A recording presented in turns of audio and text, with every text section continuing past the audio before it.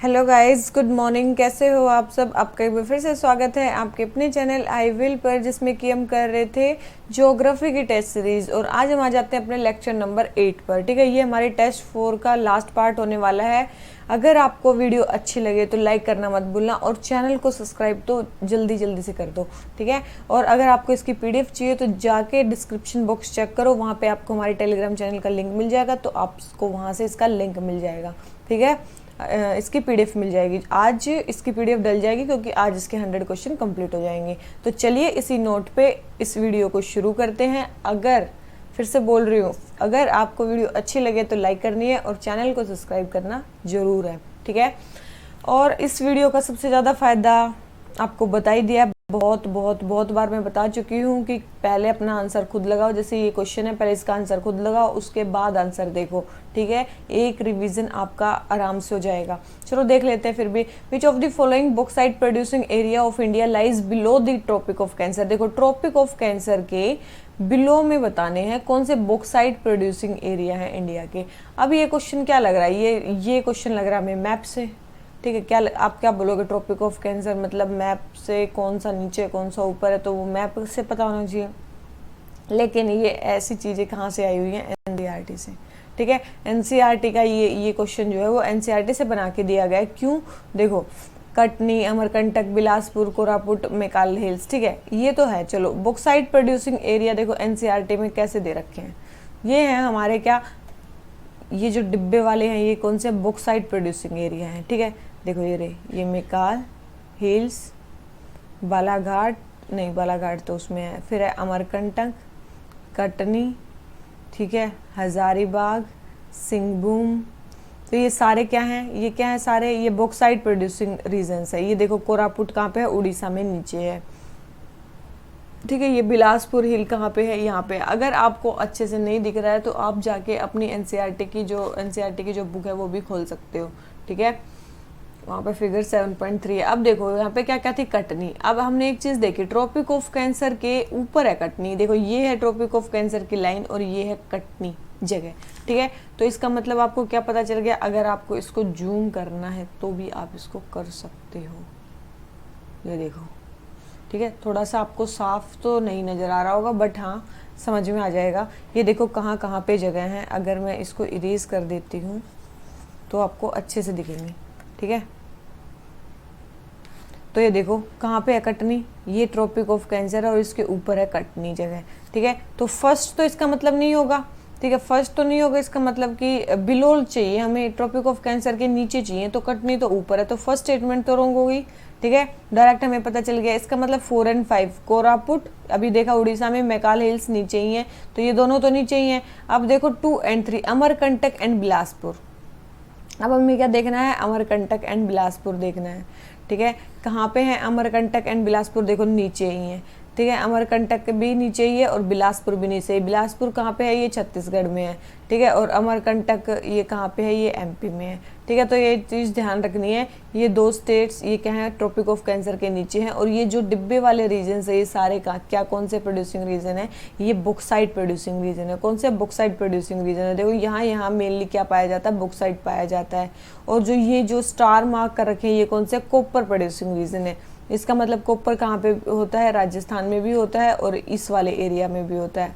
ठीक है, कॉपर। ठीक है, कॉपर इन 2 एरियाज में होता है। ठीक है, तो ये 2 चीज़ आपको ध्यान रखनी है। ये देखो नीचे दे रखा है कॉपर और बॉक्साइट का, ये हमें मैप दे रखा है इंडिया का। ठीक है, तो अभी देखो हमारा कौन सा क्वेश्चन नंबर है? 51 का आंसर हमारा क्या हो जाता है? डी, क्योंकि जो अमरकंटक है और बिलासपुर है वो भी क्या है? उसके नीचे ही है और कटनी तो है नहीं। ठीक है, तो फर्स्ट स्टेटमेंट रॉन्ग होगी और सारी जो है वो ट्रॉपिक ऑफ कैंसर के नीचे ही है। ठीक है, अब आपने ये देख लिया कि देखो ये जो क्वेश्चन है ये कहाँ से आया हुआ है? एनसीईआरटी से आया होगा। आपको लगेगा कि ये मैप से आया हुआ है, लेकिन ये एनसीईआरटी से आया हुआ है। ये समझ में आ गया। उसके बाद अब बॉक्साइट होता क्या है वैसे? बॉक्साइट एक और होता है जिससे हम क्या निकालते हैं? एल्यूमिनियम निकालते हैं। जिससे हम क्या निकालते हैं? एल्यूमिनियम को मतलब मैन्युफैक्चर करने में यूज होता है। ठीक है, अब बॉक्साइट की लार्जेस्ट प्रोड्यूसिंग स्टेट कौन सी है? कौन सी स्टेट जो है वो बॉक्साइट को सबसे ज़्यादा प्रोड्यूस करती है? याद रखना, उड़ीसा। कौन सी स्टेट है? उड़ीसा जो है वो सबसे ज़्यादा प्रोड्यूस करती है।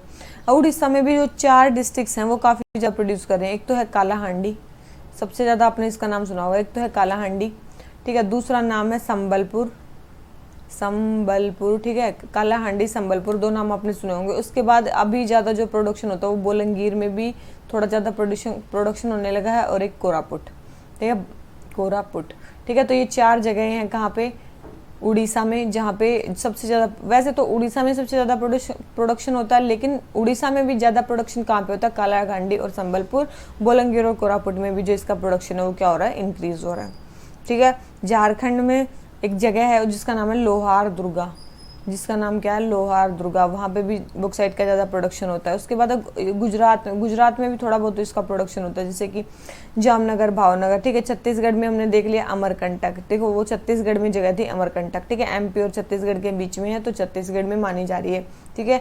एमपी में एक जगह थी बालाघाट, ठीक है। तो ये ऐसे बहुत सारी जगह हैं जहाँ पे मेनली क्या पाया जाता है, हमारा बॉक्साइट पाया जाता है, ठीक है, जहाँ पे हमारा बॉक्साइट पाया जाता है। तो क्वेश्चन नंबर 51 आंसर हो जाता है डी। आ जाते हैं क्वेश्चन नंबर 52 पे। क्या बोल रहा है, on shore oil field, on shore oil field refers to stock of oil existing on land, मतलब जो ऑयल है वो हमने सरफेस पे या लैंड पे मतलब स्टॉक बना रखे हैं, तो उसके बारे में बताना है कि कौन से on shore oil field, on शोर हमें बताना है कौन से ऑयल फील्ड है। अब एक चीज़ देखो, जो नाहरकटिया ये असम में है, अब ये पानी में तो हो नहीं सकता, तो ये मेनली कहाँ पे है, तो ये ऑनलैंड ही है। फिर अब मैं बोल रखा मंगला एयर ऑयल फील्ड है, ठीक है। तो ये जो मंगला एरिया ऑयल फील्ड है ये कहाँ पे, राजस्थान में। राजस्थान में भी कोई ओशन वगैरह का एरिया नहीं है जहाँ पे हम स्टोर कर दें ऑफ शोर, ठीक है। तो ये यहाँ पे भी ऑन फील्ड होगा। फिर आता है हमारा कलोल ऑयल फील्ड, जो कलोल है याद रखना ये गुजरात पे है, गुजरात में। लेकिन ये जो बनाई हुई कलोल जो है वो जगह कहाँ पे, लैंड पे है, मतलब यहाँ पे जो ऑयल फील्ड बनी हुई है वो कहाँ पे, लैंड पे, ठीक है। याद रखना गुजरात तो है कोस्टल स्टेट, लेकिन वहाँ पे कलोल जो ऑयल फील्ड है वो कहाँ पे बना हुआ है, ऑन शोर बना हुआ है।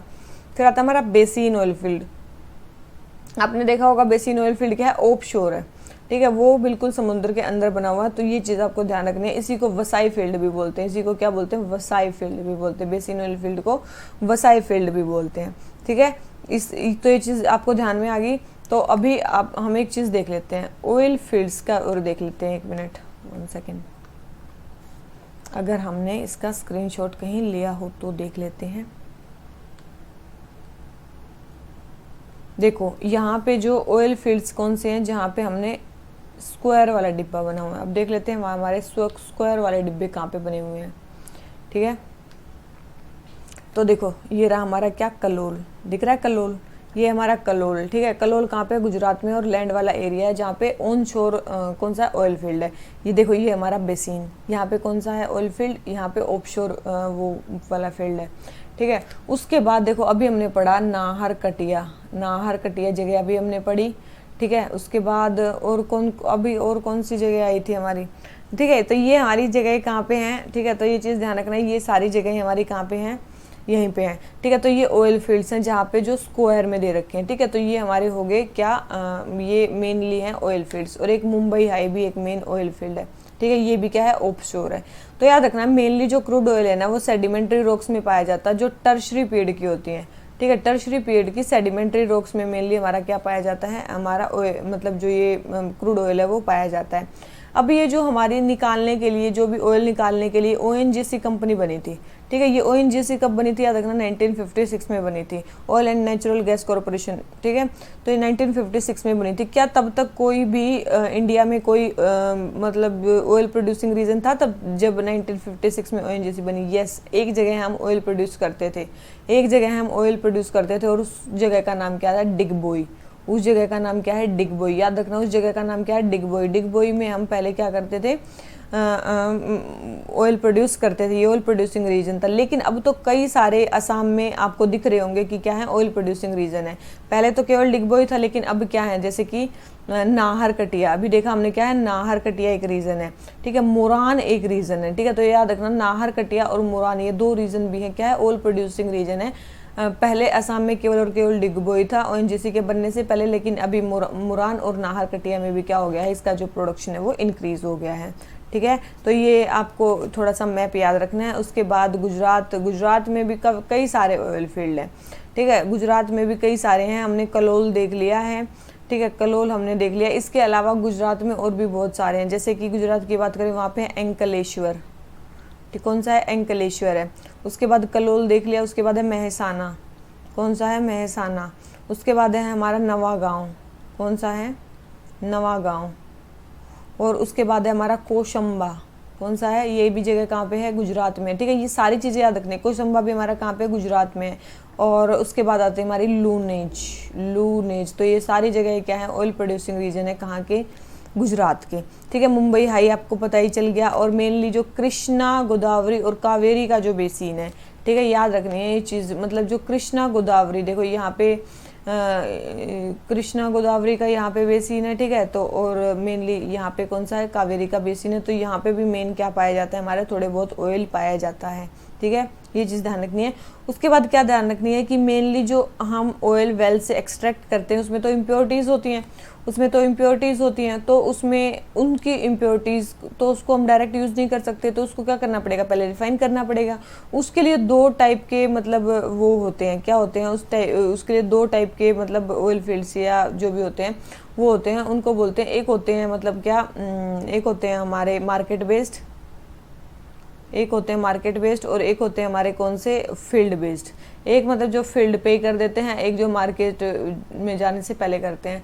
अब जो फील्ड बेस्ड होते हैं उसका एग्जांपल एनसीईआरटी में दिया गया है, क्या, डिगबोई, क्या है, डिगबोई क्या है, एक फील्ड बेस्ड रिफाइनरी है। और उसके बाद जो मार्केट बेस्ड है वो कौन सा, ब्रोनी, ठीक है। मार्केट बेस्ड कौन सा है, ब्रोनी, जहाँ पे जो जो जो ऑयल है वो क्या होता है, रिफाइन होता है, ठीक है। तो ये सारी चीज़ें आपने देख ली हैं, ठीक है, सारी चीज़ें आपने देख ली हैं कि कहाँ पे क्या क्या पाया जाता है, ठीक है। तो ये हमारे ऑयल फील्ड्स थे, इंपॉर्टेंट मैंने बता दिए हैं। अब आ जाते हैं अपने क्वेश्चन पे। तो देख लिया कि हमारे कौन कौन से ऑयल फील्ड हैं, कहाँ हैं, क्या पाया जाता है। तो हमारा नाहरकटिया कहाँ पे, असम में है।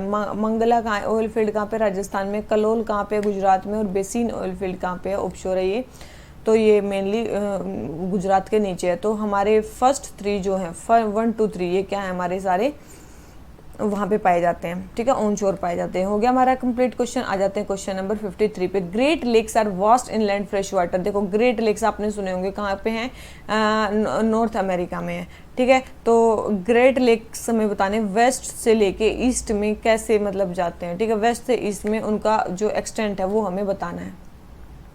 ये देखो, ये हमारा कौन सा रीजन है, ये है हमारा ग्रेट लेक्स वाला रीजन, ठीक है। कौन सा, ग्रेट लेक्स वाला रीजन, जो कि कहाँ पे पाया जाता है, अमेरिका में। देखो ये है, यहाँ से उठाया गया हमने, ठीक है। ये है, ये देख रहे हैं आपको, ऊपर क्या है, कनाडा, ठीक है। ये ऊपर क्या है, कनाडा, और नीचे क्या है, अमेरिका। तो उसके बीच में है, दोनों के बीच में, ठीक है। तो ये चीज़ अब को ध्यान रखनी है। दूसरी चीज़ क्या है, देखो सबसे पहले कौन सा हमें क्या बताना था, वेस्ट से ईस्ट की तरफ हमें बताने थे कि इन लेक्स का ओरिएंटेशन कैसे है।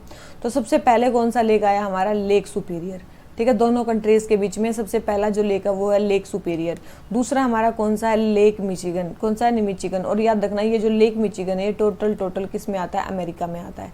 ये टोटल कहाँ पे आता है, अमेरिका में आता है। और सारे जो हैं वो कनाडा और अमेरिका के बीच में, लेकिन लेक मिचिगन केवल और केवल किस में आता है, हमारा इसमें आता है, किसमें, केवल अमेरिका में। उसके बाद आता है हमारा लेक ह्यूरोन। उसके बाद क्या आता है, लेक ह्यूरोन, ठीक है। उसके बाद आता है लेक आयरी, ठीक है। उसके बाद आता है लेक ओंटारियो, ठीक है। उसके बाद आता है lake Ontario, lake आयरी, lake Huron, lake Michigan, ठीक है। उसके बाद है लेक सुपीरियर।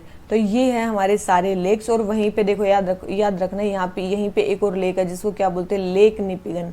यहाँ पे क्या है, उसके ऊपर क्या है, ये इंपॉर्टेंट लेक नहीं है। ये ग्रेट लेक्स, 5 लेक्स में तो यही आते हैं, लेकिन एक छोटा सा लेक है उसको क्या बोलते हैं, ग्रेट निपिगन लेक, ठीक है। काफ़ी ज़्यादा इंपॉर्टेंट है। यहीं पे कौन सी बे है, एक जॉर्जियन बे है, ठीक है। यहीं पे कौन सी बे है, एक जॉर्जियन बे है। यहीं पे कौन सी रिवर आती है, सेंट लॉरेंस रिवर। कौन सी रिवर आती है और कहाँ पे आते हैं, लेक ओंटारियो में आती है। याद रखना, सेंट लॉरेंस रिवर कौन से ग्रेट लेक्स में आती है, कहाँ पे आती है, ओंटारियो में आती है। तो ये सारी जो चीज़ें हैं ना, थोड़ी थोड़ी आपको ये सारी चीज़ें क्या होनी चाहिए, पता होनी चाहिए, ठीक है। सारी चीज़ें क्या होनी चाहिए, आपको पता होनी चाहिए। तो ये हमारा हो जाता है क्वेश्चन, ठीक है। तो हमें जो ग्रेट लेक्स वाला रीजन है वो क्या हो गया, पता चल गया है। तो सबसे पहले हमारी वेस्ट में कौन सी है, सेकंड सुपीरियर। उसके बाद हमारी सेकंड कौन सी आ रही थी, लेक मिचिगन। उसके बाद हमारी कौन सी आई थी, उसके बाद हमारी कौन सी आई थी, ह्यूरोन, ठीक है। उसके बाद हमारी कौन सी आई थी, आयरी, ठीक है। उसके बाद हमारी कौन सी आई थी, ओंटारियो, ठीक है। तो ये ऐसे थे। तो अब देख लेते हैं हमारी 2 4 5 3 1, ठीक है। 2 4 5 3 1, तो हमारे ये आ गया क्या आंसर, ठीक है। तो ये हमें है ना, इनकी अगर पोजीशन याद होगी तो हम इसको कर लेंगे, ठीक है। और कोई ट्रिक से इसको याद करने की कोशिश मत करो। आप अगर मैप को वैसे ही अपने माइंड में रखोगे तो आपको बहुत जल्दी चीज़ें, 2-4 बार देख लेना इस मैप को, आपको याद हो जाएगा। बहुत ज़्यादा ट्रिक्स के पीछे मत भागना कि इसकी क्या ट्रिक है, इसकी क्या ट्रिक है। आजकल बहुत सारी मार्केट में एक चीज़ चल रही है कि ट्रिक्स बता रहे हैं, तो एक टाइम ऐसा आएगा जब आपको ट्रिक्स याद करने के लिए भी ट्रिक्स याद करनी पड़ेंगी। इतनी ज़्यादा ट्रिक्स बताई जा रही हैं, तो आप ट्रिक्स के पीछे मत भागो। मैंने जैसे आपको मैप दिखाती हूँ उसको 3-4 बार देख लोगे ना, आपको कोई ट्रिक याद करने की जरूरत ही नहीं है, ठीक है। तो हमारा क्वेश्चन नंबर 53 हो गया कंप्लीट। आ जाते हैं क्वेश्चन नंबर 54 पे। क्या बोलता है कि हमें कमर्शियल लाइव स्टॉक रियरिंग के बारे में बताना है। कमर्शियल लाइव स्टॉक रियरिंग सबसे पहले बोल रखे हैं कि it is specialised activity in which wide variety of animals are reared simultaneously, कि ये स्पेशलाइज्ड एक्टिविटी, देखो स्पेशलाइज्ड एक्टिविटी तो है लेकिन इसमें केवल एक ही टाइप के एनिमल्स को रियर किया जाता है, ठीक है। याद रखना, इसमें बहुत सारे टाइप के एनिमल्स को रियर नहीं किया जाता, इसमें केवल एक ही टाइप के एनिमल्स को रियर किया जाता है, ठीक है। ये चीज़ आपको ध्यान रखनी है। सेकेंड है rearing of animals in ranching is organised on scientific basis, ये भी बिल्कुल सही है, साइंटिफिक बेसिस पे उनको रियर किया जाता है। थर्ड है commercial live stock rearing is mainly practised in Mediterranean basin. तो एक चीज़ ध्यान रखनी है, कमर्शियल लाइव स्टॉक जो रियरिंग है ना वो वेस्टर्न कल्चर्स में, मतलब वेस्टर्न कल्चर्स का फीचर है। कहाँ का फीचर है? सही, वेस्टर्न कल्चर्स का फीचर है। और अगर ये वेस्टर्न कल्चर्स का फीचर है तो mainly New Zealand, Australia, Uruguay, USA, इन सब जगहों पे ये मेन उगाई जाती है। मेडिटेरियन बेसिन की ये इंपॉर्टेंट वो नहीं है। तो थर्ड स्टेटमेंट भी रॉन्ग होगी, तो इसका आंसर हमारा क्या हो गया? बी, ठीक है। कमर्शियल लाइव स्टॉक रियरिंग के बारे में आपको पता चल गया है। आ जाते हैं किस पे? क्वेश्चन नंबर 55 पे। क्वेश्चन नंबर 55 हमें क्या बोलता है, हमें लिटरेट के बारे में बताना। देखो इंडिया में लिटरेसी किसको बोला जाता है, फिर लिटरेट इंडिया में किसको बोला जाता है। तो एक चीज़ ध्यान रखनी है कि लिटरेट उसको बोला जाता है ऐसा पर्सन जो 7 साल से ऊपर हो, ठीक है, 7 साल से ऊपर हो और पढ़ भी सके और लिख भी सके किसी भी लैंग्वेज में, किसी भी एक लैंग्वेज में उसको पढ़ना आना चाहिए, उसको लिखना आना चाहिए। 7 साल से वो उसको क्या बोलेंगे? लिटरेसी, ठीक है। उसको क्या बोलेंगे? लिटरेसी। बस पढ़ना आना चाहिए, एनालिसिस उसको आती हो चाहे नहीं आती हो, उसने क्या पढ़ा है, उसका मतलब क्या है वो आता हो चाहे नहीं आता हो, केवल उसको पढ़ना आना चाहिए, उसको लिखना आना चाहिए, कोई भी विद अंडरस्टैंडिंग। तो क्या है? विद अंडरस्टैंडिंग, ठीक है। याद रखना विद अंडरस्टैंडिंग भी है। जो मेरी बातें सुन रहे हैं ना बिल्कुल सोते हुए, वो मत सुनो, ठीक है। विद अंडरस्टैंडिंग है कि पढ़ना और लिखना अंडरस्टैंडिंग के साथ आना चाहिए, ठीक है। तो मैं यही देखने के लिए बोले जा रही थी कि आपका ध्यान कितना है, ठीक है। तो अंडरस्टैंडिंग के साथ हमें क्या आना चाहिए? पढ़ना आना चाहिए और लिखना आना चाहिए।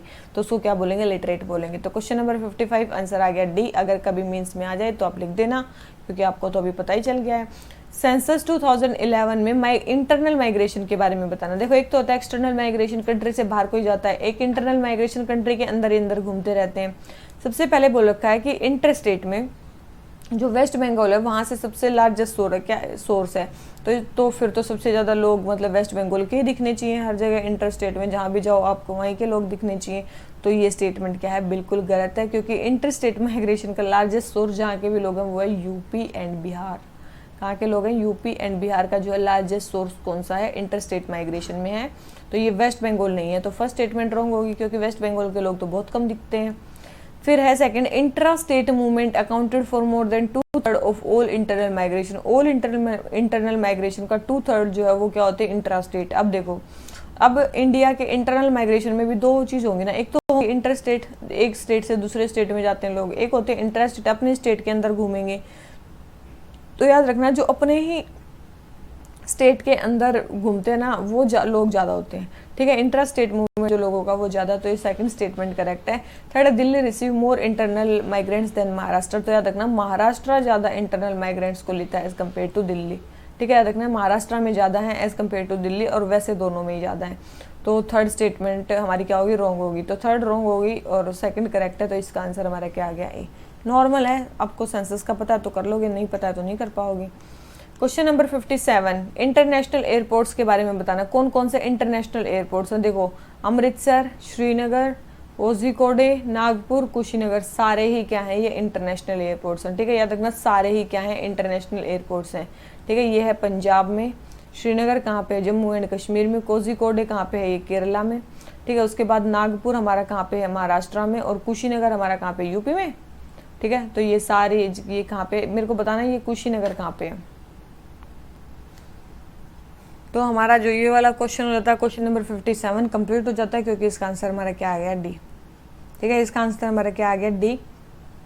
और एक चीज़ ध्यान रखना, मेनली इसको एयरपोर्ट्स को कौन मतलब रेगुलेट या फिर वो करता है, वो है एयरपोर्ट अथॉरिटी ऑफ इंडिया। कौन करती है, एयरपोर्ट अथॉरिटी ऑफ इंडिया। और पहला एयर ट्रांसपोर्ट इंडिया में कब स्टार्ट हुआ था, वैसे पहला एयर ट्रांसपोर्ट इंडिया में 1911 में स्टार्ट हुआ था। कब हुआ था, 1911 में स्टार्ट हुआ था, जब एक एयर मेल ऑपरेशन कमेंस किया गया था इलाहाबाद और नैनी के बीच में। कहाँ के बीच में, इलाहाबाद और नैनी के बीच में, याद रखना। ठीक है, तो पहला एयर मतलब जो एयर ट्रांसपोर्ट है वो कब बिगिन हुआ था, 1911 में हुआ था। हम रेलवे का याद करते रहते हैं, एयरपोर्ट का भी ध्यान रखो। ठीक है, एयर ट्रांसपोर्ट का भी ध्यान रखो। जब एयर मेल ऑपरेशंस कमेंस हुए थे, कहाँ पे, इलाहाबाद और नैनी के बीच में, छोटा सा डिस्टेंस था 10 किलोमीटर का, वहाँ पे हुए थे। ठीक है, तो ये चीज़ ध्यान रखनी है। और इसके अलावा जो हम 1953 में हमारा जो एयर ट्रांसपोर्ट है वो क्या हो गया था, नेशनलाइज हो गया था। ये चीज़ आपको ध्यान रखनी है, कब हुआ था, 1953 में हमारा जो एयर ट्रांसपोर्ट है वो नेशनलाइज हुआ था। तो क्वेश्चन नंबर 57 आंसर हो गया डी। आ जाते हैं क्वेश्चन नंबर 58 पे। इस बोला कि ये स्पाइस जो है ना, इसको क्विन बोला जाता है, एरोमेटिक स्पाइसेस की। ठीक है, देखो इसको क्विन बोला जाता है, एरोमेटिक मतलब थोड़ी सी सुगंध वालों की। अब एक चीज़ देखो, आप कुछ मत देखो, ये देखो जिंजर, क्या इसको बोला जा सकता है, देखो इसको एक टाइम पे ये स्पाइस नहीं है। ठीक है, सेकंड है पेपर, देखो पेपर को बोला तो जा सकता है लेकिन ये क्विन नहीं होगी, एरोमेटिक नहीं है। ठीक है, सब जला देगी मुंह को। कार्डमोम, देखो ये हो सकता है। ठीक है, इसी को बोला जाता है, याद रखना, कार्डमोम को बोला जाता है क्वीन ऑफ एरोमेटिक स्पाइसेस। और मेनली ये कहाँ पे ग्रो करती है, हॉट क्लाइमेट में, 15 से 32 डिग्री सेल्सियस, और ह्यूमिडिटी 150 से 300 सेंटीमीटर की होनी चाहिए। यहाँ पे वेल ड्रेन्ड फॉरेस्ट लॉन्स होने चाहिए, रेड एंड लेटराइट सोइल होनी चाहिए, प्लेंटी ऑफ ह्यूमस होना चाहिए। ठीक है, शेड लविंग प्लांट है ये, याद रखना, ये क्या है, शेड लविंग प्लांट है, और मेनली शेडेड ट्रीज के अंडर ग्रो किया जाता है। और इंडिया में मेनली 3 स्टेट्स इसको प्रोड्यूस करते हैं, केरला, कर्नाटक एंड तमिलनाडु। ठीक है, तो ये क्या, कौन सी क्वीन के बारे में बात चल रही है, हमारी कार्डमोम के बारे में बात चल रही है। ठीक है, इंडिया सेकंड है वर्ल्ड में एक्सपोर्ट करने में। ठीक है, कार्डमोम के एक्सपोर्ट में इंडिया क्या है, सेकंड आता है। ठीक है, तो पहला कौन आता है, पहला है गुटेमाला। ठीक है, गुटेमाला कार्डमोम का सबसे ज़्यादा वो है क्या, एक्सपोर्टर है, और इंडिया सेकंड है। केरला, इनका हमें बताई दिया मेजर प्रोड्यूसर कार्डमोम के इंडिया में कौन है। तो ये हो गया हमारा क्वेश्चन नंबर 58। आ जाते हैं क्वेश्चन नंबर 59 पे। हमें बताना है कि 2011 के अकॉर्डिंग हमारी कैसी पॉपुलेशन थी। ठीक है, 2011 के अकॉर्डिंग पॉपुलेशन का हमें वो बताना है। तो सबसे पहले है question, population is widely distributed in all hill states of north east India. इसने बोल रखा है कि सारी ऑल नहीं बोल रखा, क्रिश्चियन पॉपुलेशन जो है वो हिल स्टेट्स ऑफ नॉर्थ ईस्ट में जो है वो हमारी पाई जाती है। इसमें ये बोल रहे हैं कि जो क्रिश्चियन पॉपुलेशन है वो मेनली हिल स्टेट्स में पाई जाती है, बिल्कुल सही है। सेकंड है मुस्लिम्स जो है वो लेस देन 15% बनाते हैं टोटल पॉपुलेशन का। देखो 2011 में तो 14.2% थे। ठीक है, इसका मतलब 15% से तो कम ही है। ठीक है, तो ये सेकंड स्टेटमेंट क्या होगी हमारी, करेक्ट होगी। थर्ड है Hindus have the lowest fertility rate among India's major religious group. ऐसा नहीं है, लोएस्ट तो नहीं है, सेकंड लार्जेस्ट है।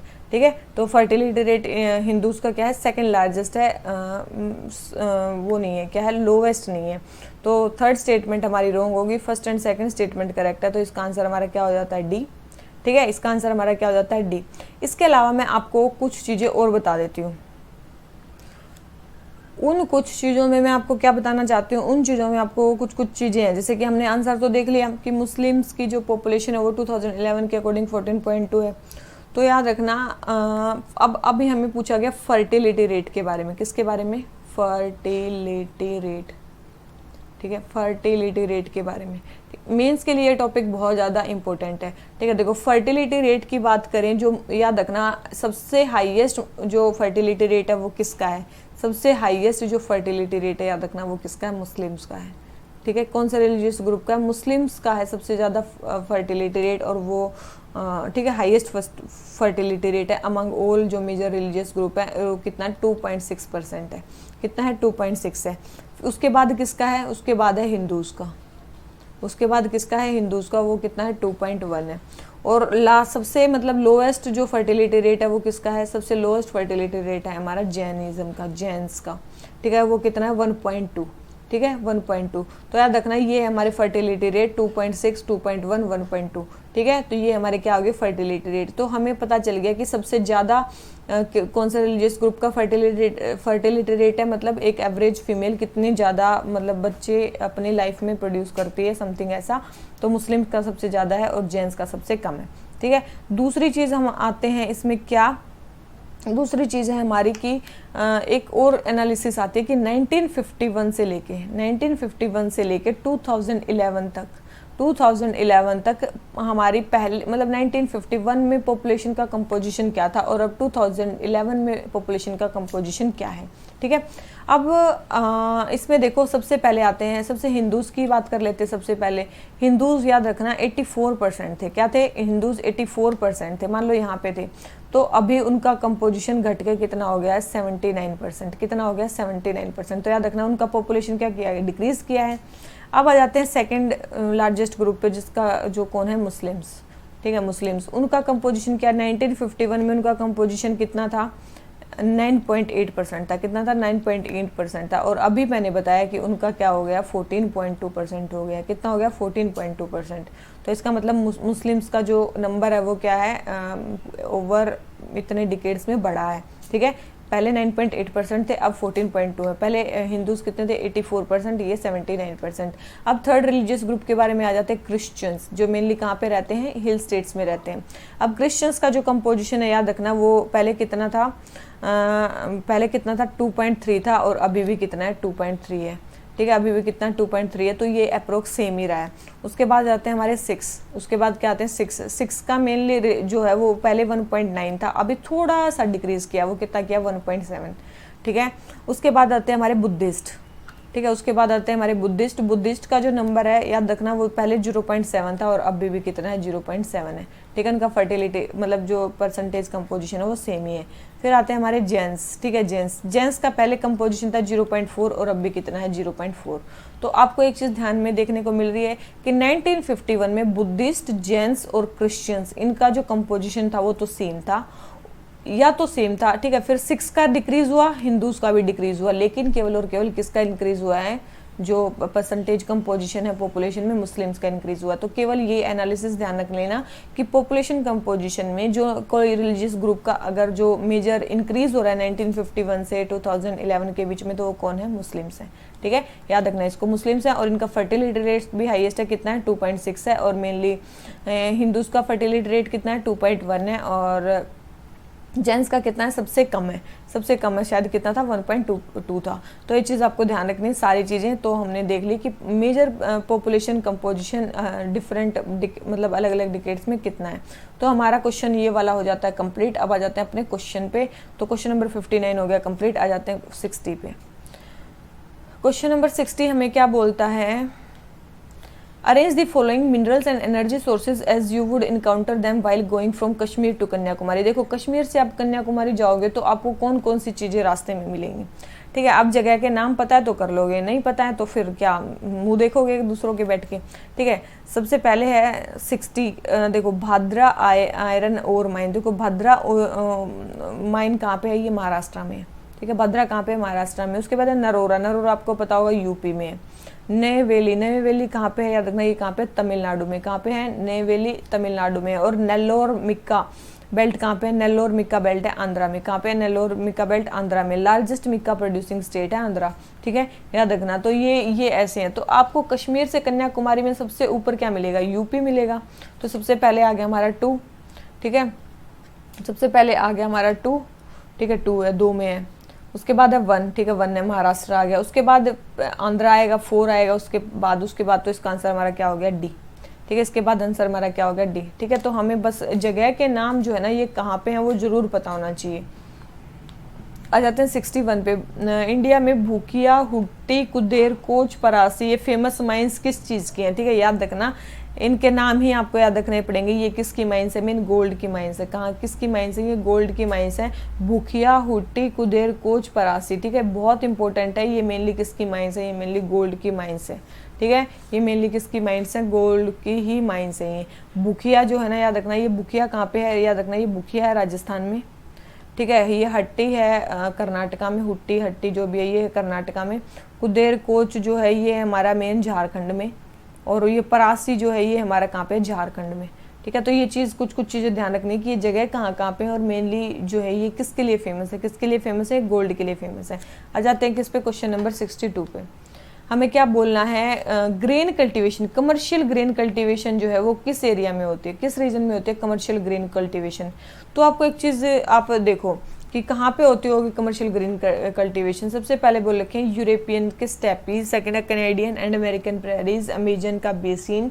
देखो अमेजन के बेसिन में, अमेजन में क्या होता है, टोटल रेन फॉरेस्ट पाए जाते हैं, तो वहाँ पे आप जो है वो ग्रेन्स वगैरह कैसे उगाओगे, ठीक है। अमेजन के बेसिन में आप ग्रेन वगैरह कैसे उगाओगे, क्योंकि वो तो क्या है, वहाँ पे तो रेन फॉरेस्ट पाए जाते हैं। तो थर्ड स्टेटमेंट तो आप वैसे ही कट कर सकते हो, ठीक है। इसका मतलब यूरेशियन स्टेपीज बिल्कुल वहाँ उगाए जाते हैं, कैनेडियन प्रेरीज में उगाए जाते हैं, और कैंटरबरी जो प्लेन्स है न्यूजीलैंड के वहाँ भी उगाए जाते हैं। तो इसका आंसर हमारा क्या हो गया, सी, ठीक है। आंसर क्या हो गया, सी। और भी जगह हैं जैसे कि अर्जेंटीना के जो पेम्पास हैं साउथ अमेरिका में, वहाँ पे भी उगाए जा सकते हैं कमर्शियल ग्रीन कल्टीवेशन।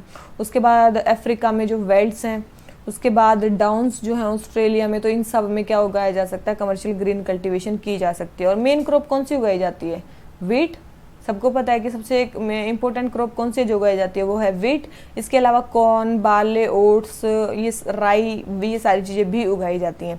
वैसे कमर्शियल ग्रेन कल्टीवेशन में क्या होता है, फार्म का साइज छोटा होता है कि बड़ा होता है, याद रखना फार्म का साइज यहाँ पे बहुत लार्ज होता है, क्या होता है, बहुत बड़ा होता है यहाँ पे। और मेनली हर चीज़ किससे होती है, मैकेनाइज्ड होती है। क्या होती है, मैकेनाइज्ड यहाँ की होती है। एक चीज़ यहाँ पे बहुत इंपॉर्टेंट है याद रखनी, यहाँ पे पर हेक्टेयर इल्ड क्या होती है, लो होती है, लो होती है। पर हेक्टेयर जो इल्ड है वो क्या होती है, कम होती है। लेकिन लेकिन लेकिन यहाँ पे पर पर्सन इल्ड जो होती है वो क्या होती है, हाई होती है। इसका मतलब क्या है, पर पर्सन यहाँ पे ज़्यादा प्रोड्यूस करता है और पर हेक्टेयर यहाँ पे कम प्रोड्यूस होती है, क्योंकि यहाँ पे क्या बड़े बड़े खेत हैं और मैकेनाइज्ड मेनली एग्रीकल्चर होती है। तो 62 आंसर हो गया सी। आ जाते हैं क्वेश्चन नंबर 63 पे। Sex ratio, Kerala has highest number of females than males. इसने बोला कि केरला में हाईएस्ट नंबर ऑफ फीमेल्स है मेल्स से, तो ये हो सकता है क्योंकि केरला इतना एडवांस है। सेकंड है all north east state of India have a higher sex ratio than national average. All बिल्कुल गलत स्टेटमेंट है, सारी नॉर्थ ईस्ट स्टेट में ऐसा नहीं है, ठीक है। याद रखना सारी स्टेट्स में ऐसा नहीं है, ऐसा करने की गलती मत कर देना कभी भी, ठीक है। तो ऑल हमेशा आपको पता गलती होता है लगभग। और थर्ड है इन 2011 census India recorded lowest child sex ratio since independence. ये बिल्कुल सही स्टेटमेंट है कि 2011 में लोएस्ट चाइल्ड सेक्स रेशियो था इंडिया का इंडिपेंडेंस के बाद। तो ये स्टेटमेंट बिल्कुल करेक्ट है। तो फर्स्ट एंड थर्ड करेक्ट है, सेकंड स्टेटमेंट रॉन्ग। इसका आंसर क्या आ गया, बी। अगर आपको सेंसस आता है तो आता है, नहीं आता है तो अब नहीं आता है। आ जाते हैं 64 पे। ड्राई पॉइंट सेटलमेंट क्या होते हैं। देखो ड्राई पॉइंट सेटलमेंट ऐसी जगह होते हैं वेटलैंड और मार्शिज में, थोड़ी सी मतलब मान लो कि ये वेटलैंड और मार्शिज है, उसके ऊपर थोड़ी सी उठी हुई जो जगह होती है उसको बोलते हैं ड्राई पॉइंट सेटलमेंट, जहाँ पे फ्लड ना आए। इसको फ्लड फ्री ग्राउंड भी बोलते हैं। इसको क्या बोलते हैं, फ्लड फ्री ग्राउंड। इसको क्या बोलते हैं, फ्लड फ्री ग्राउंड भी बोलते हैं। ऐसा एरिया फ्लड प्लेन्स में जो जहाँ पे फ्लड ना आए, ठीक है। रिलेटिव अपलैंड है as compare to surrounding areas, ठीक है। फ्लड प्रोटेक्शन हो सकती है यहाँ पे, फर्टाइल सोइल यहाँ पे होती है, फेयरली फ्लैटलैंड होती है, एग्रीकल्चर और बिल्डिंग्स वगैरह यहाँ पे बनाई जा सकती हैं, ठीक है। तो ये सारी चीज़ें आपको ध्यान रखनी है। तो ड्राई पॉइंट सेटलमेंट किससे एसोसिएटेड है, वेटलैंड्स और मार्शेस से। 65 what is common places known as Le Creusot, Donetsk और टिएनस्टीन। देखो ये टिएनस्टीन, डोनेट्स्क और ये जो जगह है ये किस चीज़ के लिए फेमस है, याद रखना ये किस चीज़ के लिए फेमस है, ये किस चीज़ के लिए फेमस है, ये है आयरन एंड स्टील इंडस्ट्रीज के लिए। तो अभी डोनेट्स्क का रीजन बहुत ज़्यादा न्यूज़ में, क्योंकि ये क्या है यूक्रेन में, और इसी को रशिया जो वो क्या करना चाह रहा है, छीनना चाह रहा है, ठीक है। टिएनस्टीन कहाँ पे आपने जो सुना होगा, ये चाइना में जगह है। कहाँ पे, चाइना में। आयरन एंड स्टील इंडस्ट्रीज के लिए फेमस है। फिर आता है क्रूसोट कहाँ पे, याद रखना ये फ्रांस में जगह है। कहाँ पे, ये फ्रांस में। केवल और केवल ये जगहों के नाम याद रख लो कि ये हैं कहाँ पे, और मेनली ये किसके फेमस है, किसके लिए फेमस है, आयरन एंड स्टील इंडस्ट्रीज के लिए। आ जाते हैं क्वेश्चन नंबर 66 पे। पॉपुलेशन ग्रोथ एंड डेंसिटी के बारे में बताना है। सबसे पहले north east and Himalayan states are only state which have lower population density than national average, कि केवल और केवल इन्हीं नॉर्थ ईस्ट और हिमालयन स्टेट्स की ही डेंसिटी कम है, ऐसा नहीं है। बहुत सारे स्टेट्स हैं जिनकी डेंसिटी कम है, राजस्थान, उड़ीसा, छत्तीसगढ़, एमपी, गुजरात, कर्नाटक, इन सब की है, तो ऐसा नहीं है। तो फर्स्ट स्टेटमेंट रॉन्ग होगी। फर्स्ट स्टेटमेंट रॉन्ग होती है, हमारे पास एक ही ऑप्शन बताया, तो थर्ड सही है या गलत है। Decadal population growth rate has never been negative since 1911। आपको पता होना चाहिए कि डिकेडल जो पॉपुलेशन ग्रोथ है 1921 में नेगेटिव हुआ था, तो ऐसा नहीं है, कभी नेगेटिव ही नहीं हुआ। तो थर्ड स्टेटमेंट भी रॉन्ग होगी। इसका मतलब इसका आंसर क्या आ गया? डी। कोई भी स्टेटमेंट इसमें करेक्ट नहीं है। ठीक है, इसने बोल रखा है कि सारे यूटीज का हाई पॉपुलेशन डेंसिटी है। यस है तो, लेकिन अंडमान निकोबार का तो नहीं है। ठीक है, एक्सेप्शन है इसमें भी। तो सेकंड स्टेटमेंट भी क्या होगी? रॉन्ग होगी। तो 66 आंसर हो गया डी। आ जाते हैं क्वेश्चन नंबर 67 पे। क्वेश्चन नंबर 67 हमें क्या बोलता है? इकोनॉमिक ज्योग्राफी के बारे में बताना है। Consider the following statement regarding Technopolis. Technopolis क्या होती है? ऐसी सिटीज, ऐसी मेट्रोपॉलिटन सिटीज जहाँ पे मेन टेक्नोलॉजी से काम चलता है। These are high-tech industries that are regionally concentrated, self-sustained and highly specialized. White collar workers make up large share of total workforce. देखो यहाँ पे कौन से वर्कर सबसे ज़्यादा होते हैं, ये आपको पता होना चाहिए। तो यस, वाइट कॉलर जो वर्कर्स हैं वो यहाँ पे ज़्यादा होते हैं as compare to blue collar workers. तो इसका आंसर क्या हो गया? सी। ठीक है, उसको क्या बोलते हैं? टेक्नोपोलिस बोलते हैं। तो आंसर हो गया डी, सी। आ जाते हैं क्वेश्चन नंबर 68 पे। अब किसी उसके बारे में बताना है कि mainly it is grouped under flux and constructed mineral and is important for iron and steel, ferro alloys के लिए इम्पोर्टेंट है। 40 to 50% ऑफ मैग्नीशियम कार्बोनेट की रोक में, मतलब ये ऐसी रोक है जिसमें 40 से 45% मैग्नीशियम कार्बोनेट पाया जाता है। तो ये तो आपको पता ही नहीं चाहिए कौन सी रोक है जहाँ पे सबसे मतलब मैग्नीशियम कार्बोनेट सबसे ज़्यादा पाया जाता है, वो है डोलोमाइट। वो कौन सी है? डोलोमाइट। तो ये चीज़ ध्यान रखनी है, डोलोमाइट में 40 से 45% मैग्नीशियम कार्बोनेट पाया जाता है और मेनली इतनी जगह ये यूज़ होता है। ठीक है, और ये main cheese, the mineral mining fall in ecological corridor connecting Kanha and Bandhavgarh tiger reserve. Kanha और बांधवगढ़ टाइगर रिजर्व को जो एरिया कनेक्ट करता है वहाँ पे इसकी माइनिंग होती है। ठीक है, किसकी? डोलोमाइट की। तो ये भी आंसर आपको क्या होना चाहिए? पता होना चाहिए। ठीक है, इंडिया का अप्रोक्स 27% जो डोलोमाइट का प्रोडक्शन है वो कौन करता है? एमपी में ही होता है। ठीक है, एमपी करता है। अदर स्टेट्स भी करते हैं जैसे उड़ीसा, छत्तीसगढ़, आंध्रा, लेकिन मेन कौन करता है? एमपी करता है। तो क्वेश्चन नंबर 68 आंसर हो गया डी। आ जाते हैं क्वेश्चन नंबर 69 पे। एटॉमिक मिनरल्स के बारे में क्या चीज़ सही नहीं है, देख लेते हैं। First, the production of uranium is confined to the mines of Kadapa district of Andhra Pradesh. कल का पहला क्वेश्चन जो था वो यही था, इस टेस्ट का पहला क्वेश्चन यही था, क्या यूरेनियम केवल और केवल कडप्पा के आंध्र प्रदेश में ही पाया जाता है? ऐसा नहीं है, ऐसा नहीं है। तो यही स्टेट हमें इनकरेक्ट ही पूछी थी, तो इसका आंसर क्या आ गया? ए। हमने कल ही ये चीज़ पढ़ी है। सेकंड है, India possess the world largest monazite reserves which is principal source of thorium. कल ये भी उसी क्वेश्चन में पढ़ा था। The beach sand of Kerala in Palghat and Quilon districts contain rich deposits of monazite. Uranium is found in igneous and metamorphic rocks. तो ये तीनों स्टेटमेंट करेक्ट हैं। फर्स्ट स्टेटमेंट रॉन्ग है और हमें रॉन्ग स्टेटमेंट ही पूछी थी, तो आंसर क्या आ गया? ए। आ जाते हैं किस पे? क्वेश्चन नंबर 70 पे। क्या बोलता है? Ruhr fields in Germany are responsible for 80% of world total steel production. देखो, रूहर फील्ड जर्मनी के, वहाँ पे प्रोडक्शन तो होता है स्टील का, लेकिन वो 80% जो प्रोडक्शन भी होता है, लेकिन वो वर्ल्ड का नहीं, केवल जर्मनी का 80% जो है वो रूहर फील्ड्स में होता है। ठीक है, जर्मनी का 80% रूरल फील्ड में होता है। तो फर्स्ट स्टेटमेंट क्या होगी? रॉन्ग।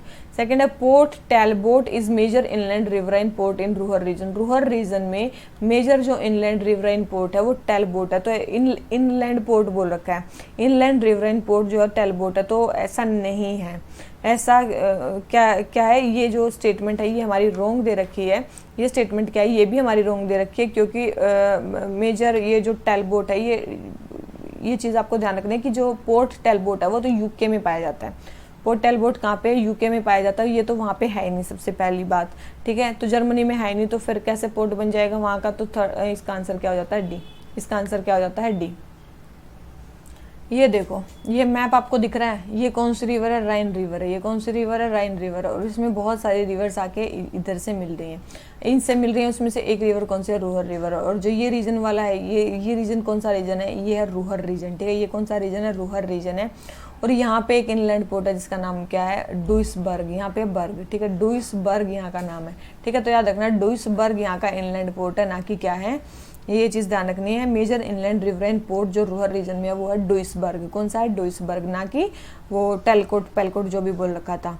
ठीक है। और इसमें एक इम्पोर्टेंट और भी है, वो है डसलडोर्फ, ठीक है। डसलडोर्फ भी एक इम्पोर्टेंट यहाँ पे क्या है, जगह का नाम है, ये भी एक राइन पोर्ट है, ठीक है। ये रूहर पोर्ट नहीं है, ये क्या है, राइन पोर्ट है, राइन रिवर का पोर्ट है ये, ठीक है। और डुइसडर्फ क्या है, ये रूहर रीजन का पोर्ट है। तो ये चीज़ ध्यान रखनी है। राइन रिवर कौन सी रिवर को ज्वाइन करती है, सॉरी रूहर रीजन किसको ज्वाइन करती है, राइन रिवर को ज्वाइन करती है। और राइन रिवर के बारे में मैं आपको पहले भी बता चुकी हूँ, ठीक है। हमारा पूरा हो चुका है। तो ये हमारा जर्मनी का रीजन, तो ये हो जाता है हमारा कंप्लीट। तो क्वेश्चन नंबर 70 आंसर हो गया डी। आ जाते हैं क्वेश्चन नंबर 71 पे। वर्टिकल फार्मिंग के बारे में एडवांटेजेस बताने हैं। एडवांटेजेस देखो, वर्टिकल फार्मिंग सबसे पहले होती है क्या, लेयर्स में, वर्टिकल लेयर्स में जो फार्मिंग होती है उसको बोलते हैं वर्टिकल फार्मिंग। ये देखो, ये है इस टाइप की फार्मिंग, वर्टिकल फार्मिंग, पूरी आर्टिफिशियल कंडीशन में, वर्टिकल स्टेक्स में, लेयर्स में, वर्टिकली इंक्लाइंड सरफेस पे क्या होती है, ये फार्मिंग होती है, ठीक है। क्रॉप्स जो है वो इंडोर उगाई जाती हैं, आर्टिफिशियल कंडीशन, देखो आर्टिफिशियल लाइट भी दे रखी है और आर्टिफिशियल टेम्परेचर की कंडीशन भी यहाँ पे लगाई जाती हैं, ठीक है। और मेन जो है बिना सोइल के, देखो यहाँ पे आपको सोइल दिख रही है, बिना सोइल के मेनली इसको उगाया जाता है, मेनली हाइड्रोपोनिक, एक्वापोनिक्स या एरोपोनिक, किसी भी तरीके से मेनली बिना सोइल के इसको उगाया जाता है। मेनली क्या है, ये सोइल लेस है, क्या है, सोइल लेस एग्रीकल्चर है वर्टिकल फार्मिंग। इसके अलावा और बात करें इसके एडवांटेजेस की, एडवांटेजेस हैं कि इसमें सबसे पहले वाटर बहुत कम यूज़ होता है, वो अपने हिसाब से वाटर देते हैं, ठीक है। एक तो वाटर एफिशिएंट है, वाटर बहुत कम यूज़ होता है। दूसरा क्या है, यहाँ पे इल्ड बहुत ज़्यादा होती है, ठीक है, यहाँ पे इल्ड बहुत ज़्यादा होती है, लगभग 400 टाइम्स ज़्यादा इल्ड होती है यहाँ पे।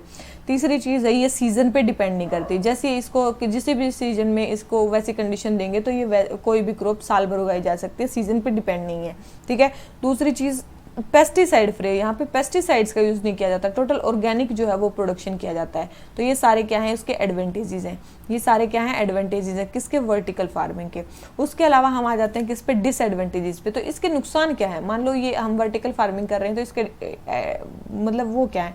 सबसे पहले तो फार्मर्स के लिए ऐसी वर्टिकल फार्मिंग करना मुश्किल है, क्योंकि क्या कॉस्टली होगी ना ऐसी वाली, आप सब कुछ आर्टिफिशियली प्रोवाइड कर रहे हो, तो ये सबसे पहले क्या कॉस्टली है। दूसरी चीज़, यहाँ पे पोलिनेशन बहुत मुश्किल है, पोलिनेशन, क्योंकि नेचुरल पोलिनेटर तो होते नहीं है यहाँ पे, ठीक है। तो यहाँ पे पोलिनेशन जो होता है वो काफ़ी कॉस्टली होता है और डिफ़िकल्ट होता है, ठीक है, कॉस्टली भी होता है और डिफ़िकल्ट भी होता है पोलिनेशन करवाना। उसके अलावा इसका लेबर कॉस्ट काफ़ी ज़्यादा है। इसके बाद क्या है, इसका लेबर कॉस्ट भी काफ़ी ज़्यादा है, ठीक है, याद रखना इसका लेबर कॉस्ट भी ज़्यादा है। और उसके अलावा टेक्नोलॉजी पे बहुत ज़्यादा डिपेंडेंट है, किस पे डिपेंडेंट है, टेक्नोलॉजी पे। और मेन इतना हमारी कंट्री जो है वो टेक्नोलॉजी के लिए इतनी ज़्यादा वो हुई नहीं है। दूसरी चीज़ क्या है, यहाँ पे पावर का लॉस बहुत ज़्यादा होता है। अब सब कुछ आप आर्टिफिशियली प्रोवाइड कर रहे हो, वाटर, इलेक्ट्रिसिटी, सब कुछ, तो यहाँ पे क्या होगा, पावर का लॉस बहुत ज़्यादा होगा। तो ये सारी चीज़ें किस में आती है, डिसएडवांटेज में। हमसे क्या पूछी थी, एडवांटेजेस। तो हम आ जाते हैं अपने क्वेश्चन पे। तो ये देखो, less water intensive than traditional agriculture method, तो वाटर इंटेंसिव तो कम ही होती है। सेकंड है हाई प्रोडक्टिविटी, बिल्कुल। थर्ड है हाई पोलिनेशन रेट ज़्यादा नहीं होता, जो भी होता है वो डिफिकल्ट होता है, कॉस्टली होता है और कम ही होता है। तो थर्ड स्टेटमेंट रॉन्ग है, फर्स्ट एंड सेकंड करेक्ट है। तो आंसर क्या आ गया, ए, ठीक है। वर्टिकल फार्मिंग देख ली। आ जाते हैं 72 पे। रोड नेटवर्क के बारे में बताना है, कल हम इसके बारे में कर चुके हैं। सबसे पहले स्टेट हाईवे जो है लार्जेस्ट शेयर बनाते हैं। सबसे पहले मैंने बताया था नीचे से हो जाओ, रूरल रोड सबसे ज़्यादा है, फिर है डिस्ट्रिक्ट रोड्स, फिर है हमारे स्टेट हाईवे और फिर है नेशनल हाईवे। ये जो रूरल रोड्स हैं ये अप्रोक्स 80% जो है वो हमारे उसका बनाते हैं, ठीक है। 80% बनाते हैं रूरल रोड्स, और जो फिर डिस्ट्रिक्ट रोड है वो 14% हमारे टोटल रोड लेंथ का बनाते हैं। स्टेट हाईवे 4% बनाते हैं, और जो नेशनल हाईवेज हैं वो ओनली 2% बनाते हैं। और ये जो 2% नेशनल हाईवेज की है इस पे 40% मेनली ट्रैफिक चलता है, ठीक है। तो ये चीज़ आपको ध्यान रखनी है, कुछ फैक्ट्स। तो लार्जेस्ट शेयर स्टेट हाईवे है, बिल्कुल गलत, तो फर्स्ट स्टेटमेंट रॉन्ग होगी। सेकंड है नेशनल हाईवे 44 जो है वो लॉन्गेस्ट रनिंग नेशनल हाईवे है इंडिया में, तो ये स्टेटमेंट बिल्कुल करेक्ट है, ये लॉन्गेस्ट रनिंग नेशनल हाईवे है इंडिया में।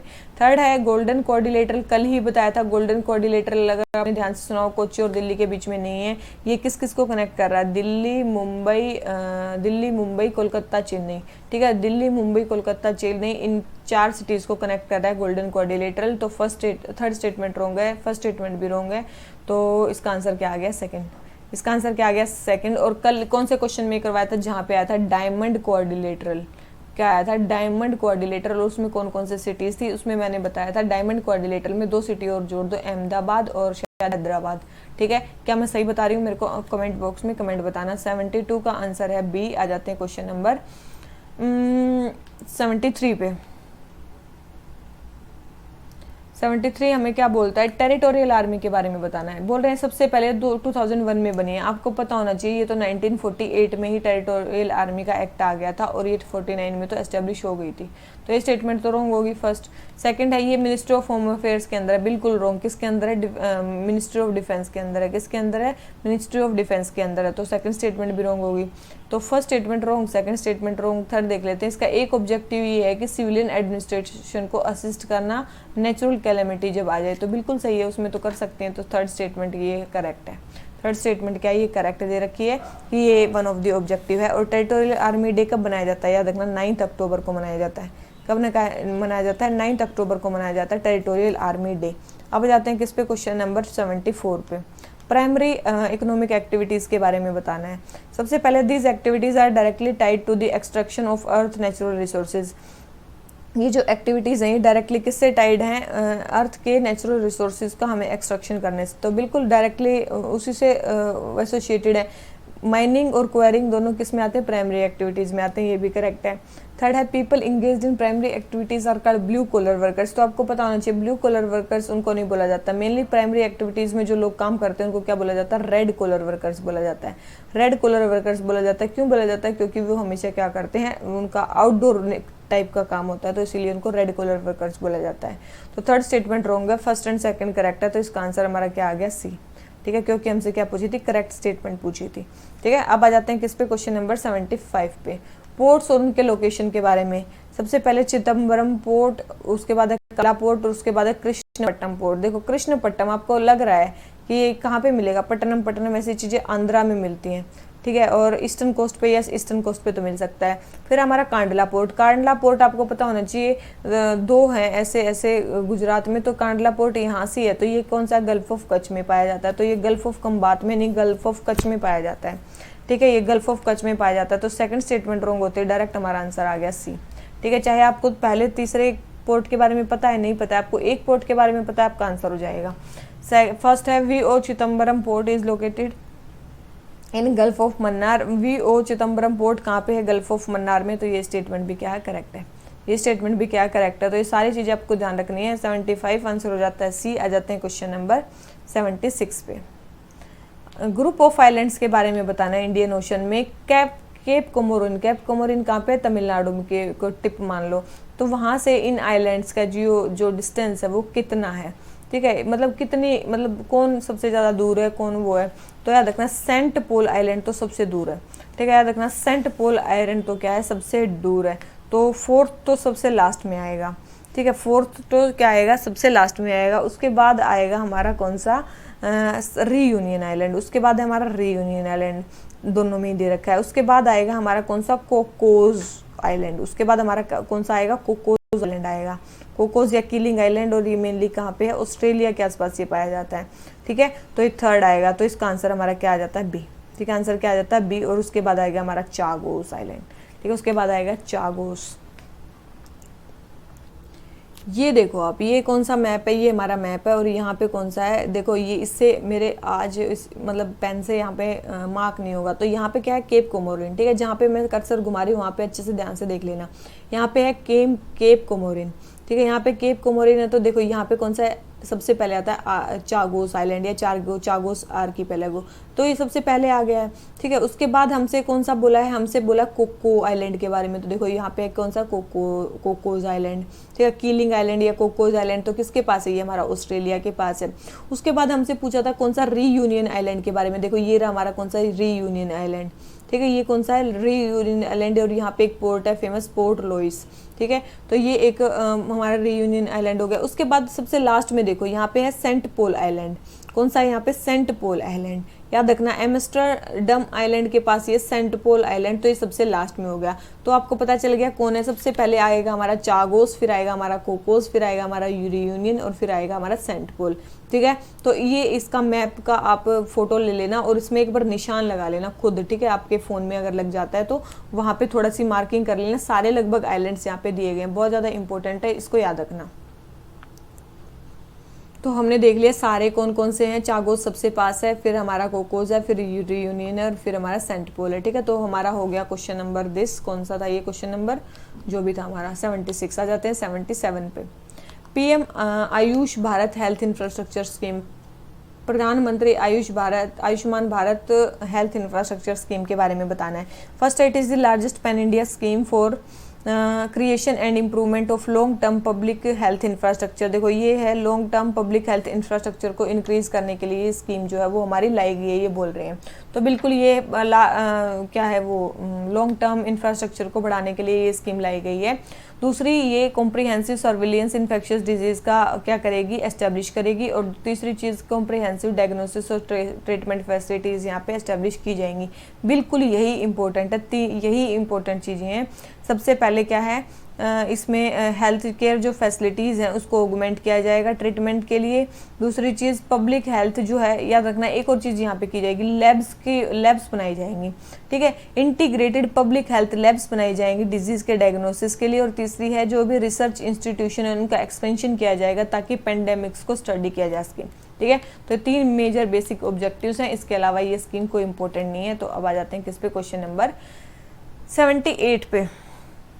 78 क्या बोलता है, देखो MTP act medical termination of pregnancy act 2021 बहुत ज़्यादा इंपॉर्टेंट है। कहाँ पे आ सकता है, मेंस में आ सकता है। मेंस के वुमेन एम्पावरमेंट में आप काफ़ी सारे पॉइंट इसके लिख सकते हो। सबसे पहले है, the upper limit for termination of pregnancy has been increase from 24 to 28 for certain category of women. तो याद रखना 24 से 28 नहीं है, 20 था पहले, अब कितना कर दिया गया है, 24 कर दिया गया है। कितना कर दिया गया है, 24 कर दिया गया है। तो अपर लिमिट कितनी है, 24 है, ना कि 28, ठीक है, 24 वीक्स, ठीक है, 24 वीक्स। तो फर्स्ट स्टेटमेंट रॉन्ग होगी।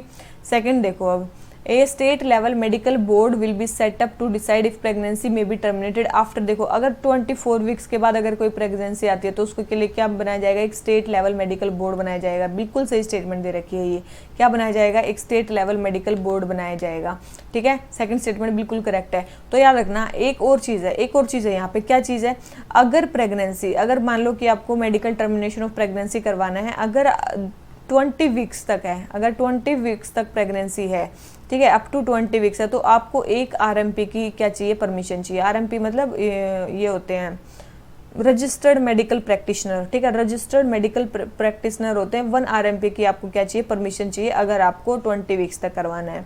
अगर आपको 20 से 24 वीक्स के बीच तक करवाना है तो आपको 2 RMPs की परमिशन चाहिए, ठीक है, रजिस्टर्ड मेडिकल प्रैक्टिशनर्स, ठीक है। अगर फिर आ जाता है हमारा 24 वीक्स, आफ्टर 24 वीक्स तो आपको क्या बनाना पड़ेगा, एक मेडिकल बोर्ड से आपको परमिशन लेनी पड़ेगी, ठीक है। तो ये भी आप चीज़ें ध्यान रख सकते हो कि 20 वीक्स तक तो आपको एक RMP की जरूरत पड़ेगी, 20 से 24 वीक्स के बीच में 2 RMP की जरूरत पड़ेगी, और 24 के बाद कितनी, हमें एक मेडिकल बोर्ड ही एस्टेब्लिश करना पड़ेगा।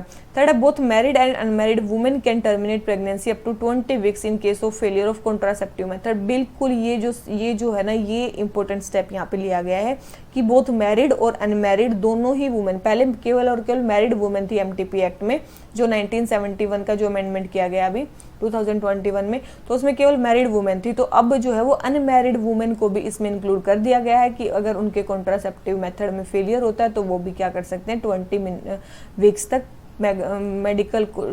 मेडिकल टर्मिनेशन ऑफ प्रेगनेंसी करवा सकते हैं। तो ये स्टेटमेंट बहुत ही क्या है, रिमार्केबल स्टेप है, ठीक है। तीसरी चीज़ क्या है, एक और चीज़ इसमें की गई है कॉन्फिडेंशियलिटी के लिए कि आपको जिसका भी आप मेडिकल टर्मिनेशन कर रहे हो उसकी आपको कॉन्फिडेंशियलिटी बना के रखनी पड़ेगी, या जब तक कि आपको कोई लॉ वाला क्वेश्चन ना पूछे, मतलब कोई अथॉरिटी आपसे कोई क्वेश्चन ना पूछे, आपको उसकी जो आइडेंटिटी है वो रिलीज नहीं करनी है वुमेन की, चाहे वो कोई भी हो जिसकी आप मेडिकल टर्मिनेशन ऑफ प्रेगनेंसी कर रहे हो, ठीक है। किसी को भी आप नहीं बताओगे, अगर बताते हो तो पहले तो था आपके ऊपर 500 रुपये का फाइन, और अब है आपके पास फाइन प्लस 1 ईयर की इम्प्रिजनमेंट। 1 ईयर की क्या है, इम्प्रिजनमेंट है। तो ये चीज़ ध्यान रखनी है, 1 साल आपको सजा हो सकती है अगर आप किसी वुमेन की जो कॉन्फिडेंशियलिटी है उसको क्या कर सकते हो, ब्रीच करते हो, ठीक है, प्राइवेसी को ब्रीच करते हो। तो ये भी स्टेटमेंट करेक्ट है। तो ये चीज़ ध्यान रखना, ये कुछ प्रोविजंस जो हैं वो बहुत ही ज़्यादा वुमेन एम्पावरमेंट के लिए लाए गए हैं। तो कॉन्फिडेंशियलिटी कितने वीक्स तक होता है, वो अनमैरिड वुमेन को भी इसमें इंक्लूड किया गया है, और स्टेट मेडिकल बोर्ड को एस्टेब्लिश करना पड़ेगा। बहुत इंपॉर्टेंट चीज़ें हैं। तो हमारा ये वाला जो क्वेश्चन हो जाता है कंप्लीट। तो सेकंड एंड थर्ड करेक्ट है, फर्स्ट जो है इसका रॉन्ग है, तो आंसर आ गया सी, ठीक है। आंसर आ गया सी। अब आ जाते हैं किस पे, क्वेश्चन नंबर 79 पे। कौन सा कॉपर प्रोड्यूसिंग रीजन, देखो अभी हमने थोड़ी देर पहले पढ़ा देखा था कॉपर प्रोड्यूसिंग रीजन और स्टेट, ठीक है। अब इसने बोल रखा है अग्निगुंडाला, अग्निगुंडाला जो ये जो जगह है ये कहाँ पे, याद रखना ये तेलंगाना में नहीं है, सबसे पहले तो ये कहाँ पे, आंध्रा में है, ठीक है। कहाँ पे, आंध्रा में, और बहुत कम प्रोडक्शन यहाँ पे होता है कॉपर का, तो फर्स्ट स्टेटमेंट रॉन्ग होगी। बालाघाट भी थोड़ी देर पहले पढ़ा था एमपी में, और चित्रदुर्ग कहाँ पे, कर्नाटका में। कहाँ पे, चित्रदुर्ग कर्नाटका में, तो ये चीजें ध्यान रखनी है। तो सेकंड एंड थर्ड करेक्ट है, फर्स्ट स्टेटमेंट जो है वो हमारी रॉन्ग है। तो इसका आंसर हमारा क्या आ गया, इसका आंसर हमारा क्या आ गया, बी, ठीक है। आंसर क्या आ गया, बी। आ जाते हैं क्वेश्चन नंबर 80 पे। क्वेश्चन नंबर 80 हमें क्या बोलता है, मार्केट गार्डनिंग एंड हॉर्टिकल्चर के बारे में बताना है। सबसे पहले it involve specialised in cultivation of high value crops only for urban market, केवल और केवल अर्बन मार्केट्स के लिए हमें बनानी है क्या, हाई वैल्यू क्रॉप्स को उगाना है, ये बोलते हैं। तो बिल्कुल सही है, बिल्कुल अर्बन एरियाज के लिए हमें केवल ये क्या चाहिए, ये फसल उगाई जाती है जिसको बोलते हैं market gardening and horticulture. Second it is both labour and बिल्कुल लेबर इंटेंसिव भी और कैपिटल इंटेंसिव भी है, दोनों ही है। तो ये भी स्टेटमेंट करेक्ट है, तो आंसर क्या आ गया, सी, ठीक है। मेनली वेल डेवलप्ड जो डेंसली पॉपुलेटेड इंडस्ट्रियल डिस्ट्रिक्ट्स हैं यूरोप के, नॉर्थ ईस्ट यूएसए के, मेडिटेरेनियन रीजन के, वहाँ पे मेनली ये मार्केट गार्डनिंग की जाती है। तो आंसर आ गया सी। आ जाते हैं क्वेश्चन नंबर 81 पे। केप टाउन कन्वेंशन के बारे में बताना। देखो केप टाउन कन्वेंशन और प्रोटोकॉल देखो दोनों अलग अलग हैं, ठीक है। तो ये किससे रिलेटेड है, याद रखना ये किससे रिलेटेड है, वैसे तो एविएशन से रिलेटेड है, ठीक है। अब केप टाउन कन्वेंशन जो था वो आया कब था, 2001 में आया था, ठीक है। याद रखना 2001 में आया था, और लगभग 57 कंट्रीज ने उसको उस टाइम पे रेटिफाई कर दिया था, ठीक है। अब जो केप टाउन कन्वेंशन है ना, इसका दूसरा नाम क्या है, इसका दूसरा नाम है convention on international interest in mobile equipments, ठीक है। मोबाइल इक्विपमेंट्स में इंटरनेशनल इंटरेस्ट को जो कुछ कन्वेंशन है उसको बोलते हैं Cape Town convention. Cape Town protocol क्या है, कन्वेंशन ऑन जो matters and specific to aircraft equipments, aircraft equipments से स्पेसिफिक जो वो चीज़ें हैं वो हैं केप टाउन प्रोटोकॉल में। केप टाउन कन्वेंशन किसके लिए, मोबाइल इक्विपमेंट्स के लिए है, किसके लिए है, मोबाइल इक्विपमेंट्स के लिए है, उनके इंटरनेशनल मोबाइल इक्विपमेंट्स। ये नहीं है कि आप जो मोबाइल यूज़ करते हो वो नहीं, जो भी मूविंग सब्सटेंसेस हैं उनके मेनली इंटरनेशनल इंटरेस्ट में कोई प्रोटोकॉल लाया गया था, ठीक है, उनके इंटरनेशनल उसमें लाया गया था। क्या इंडिया ने इसको साइन किया है केप टाउन कन्वेंशन को, यस इंडिया ने इसको साइन किया है। कब किया था इंडिया ने साइन, 2008 में साइन किया है। कब किया है इंडिया ने इसको साइन, 2008 में इंडिया ने इसको साइन किया है। उसके अलावा एक चीज़ हम करें कि मेनली ये कन्वेंशन करना क्या चाहता है, मेनली ये कन्वेंशन करना चाहता है कि एफिशिएंट फाइनेंसिंग होनी चाहिए जो भी हाई वैल्यू मोबाइल इक्विपमेंट्स हैं, मोबाइल इक्विपमेंट्स जैसे कि जो मतलब जो मूव कर सकते हैं, जैसे कि एयर फ्रेम्स, हेलीकॉप्टर्स, इंजन्स, इन सब का को जो है हाई जो वैल्यू मोबाइल इक्विपमेंट्स है इनको फाइनेंसिंग मिल जाए, एफिशिएंट इनको फाइनेंसिंग मिल जाए, और जो है ये जो कंट्रीज़ हैं इसके इनका जो कंट्रीज़ में इनका ऑपरेशन जो है वो क्या हो जाए, अफोर्डेबल हो जाए, उनके लिए इफेक्टिव हो जाए, उसके लिए आया था केप टाउन कन्वेंशन, ठीक है, केप टाउन कन्वेंशन। और याद रखना इसमें मेनली केप टाउन जो कन्वेंशन था उसमें मेनली स्पेसिफिक 3 टाइप के मेनली इसमें मूवेबल इक्विपमेंट्स आते हैं, ठीक है। सबसे पहले आते हैं इसमें अगर हम एयरक्राफ्ट इक्विपमेंट्स की बात करें, एयरक्राफ्ट इक्विपमेंट्स की बात करें, ठीक है, मेनली ये एयरक्राफ्ट वाला 2001 में साइन हो गया था, और 2006 में जो ये एयरक्राफ्ट वाला फोर्स में भी आ गया था। उसके बाद आता है हमारा रेलवे के जो रोलिंग स्टैक्स, रेलवे जो रोलिंग स्टैक्स हैं उसके लिए आया था हमारा सेकंड। ये कब इंक्लूड किया गया था, 2007 में इसको इंक्लूड किया गया था, मतलब किसमें, केप टाउन कन्वेंशन के उस पार्ट में। फिर आते हैं हमारे स्पेस के एसेट्स को इंक्लूड किया गया था 2012 में, ठीक है। उसके बाद आते हैं हमारे माइनिंग, एग्रीकल्चर एंड कंस्ट्रक्शन से रिलेटेड जो चीज़ें हैं उनको, माइनिंग, एग्रीकल्चर और कंस्ट्रक्शन से जो रिलेटेड चीज़ें हैं इनको 2019 में साइन किया गया। कब किया गया, 2019 में साइन किया गया। अभी फोर्स में कौन कौन से, याद रखना केवल और केवल केप टाउन कन्वेंशन का जो एयरपोर्ट वाले जो मोबाइल जो इक्विपमेंट्स के लिए जो प्रोटोकॉल है केवल वही अभी फोर्स में है, ये तीनों तो अभी फोर्स में है ही नहीं, केवल और केवल अभी ये साइन हुए हैं, ठीक है। तो ये चीज़ आपको ध्यान रखनी है, रेलवे के लिए भी है, स्पेस एसेट्स के लिए भी है, और माइनिंग, एग्रीकल्चर और कंस्ट्रक्शन जो मटेरियल है उनके लिए भी है। ये तीन अभी फोर्स में नहीं है और वो अभी फोर्स में आ गया। तो क्वेश्चन नंबर 81 आंसर क्या आ गया, बी। आ जाते हैं क्वेश्चन नंबर 82 पे।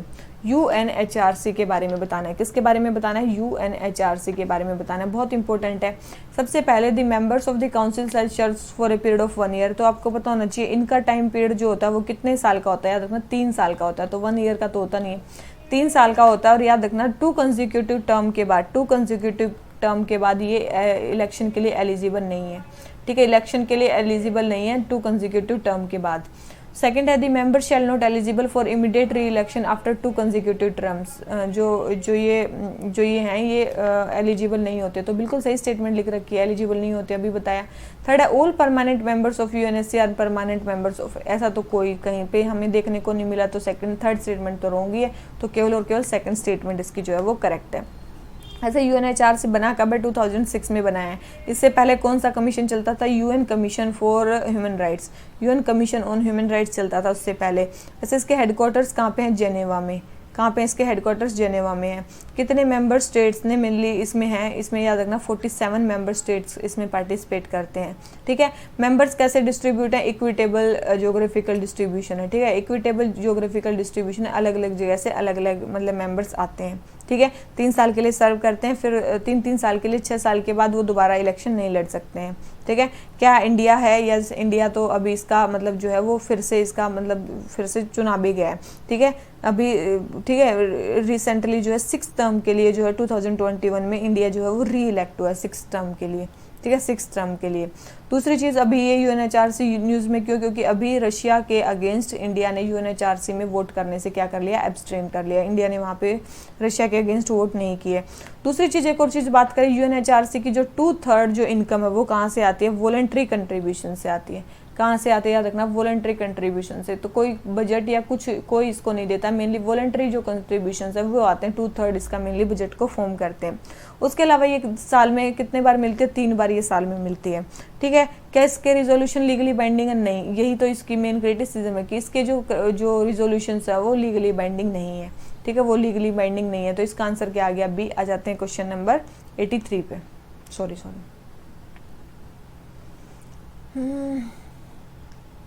सबसे पहले है कि दिस फ्रेश वाटर लेक, सबसे पहले तो ये फ्रेश वाटर लेक है जो रिसेंटली न्यूज़ में रहा है, नेचुरल साइकिल और एक्सट्रीम वाटर लॉस के लिए पानी बहुत कम हो गया था यहाँ पे, और यहाँ पे एक फेस्टिवल बनाया जाता है कोकाने सालमोन फेस्टिवल, उसको भी कैंसिल कर दिया गया क्योंकि पानी ही यहाँ पे बहुत कम है और जो माइग्रेशन रूट्स हैं वो वहाँ से कट गए हैं। और it occupies the fault basin of California Nevada border के आसपास है ये।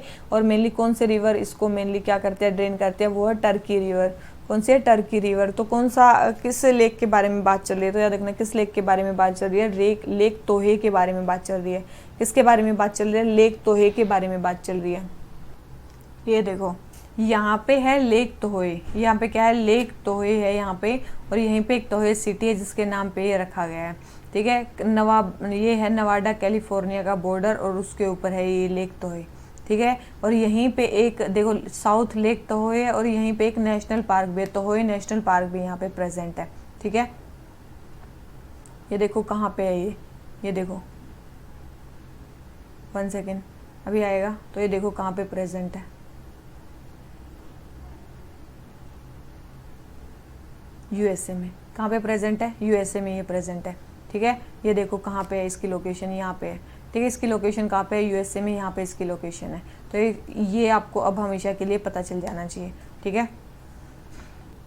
ये देखो ये यहाँ पे क्या दिखाया गया है? ये लेक साकाकीवा दिखाया गया है। कौन सा? ये लेक साकाकीवा, जो पहला ऑप्शन जो हमारा दिया गया था वो था लेक साकाकीवा का, ठीक है। ये भी कहाँ पे है?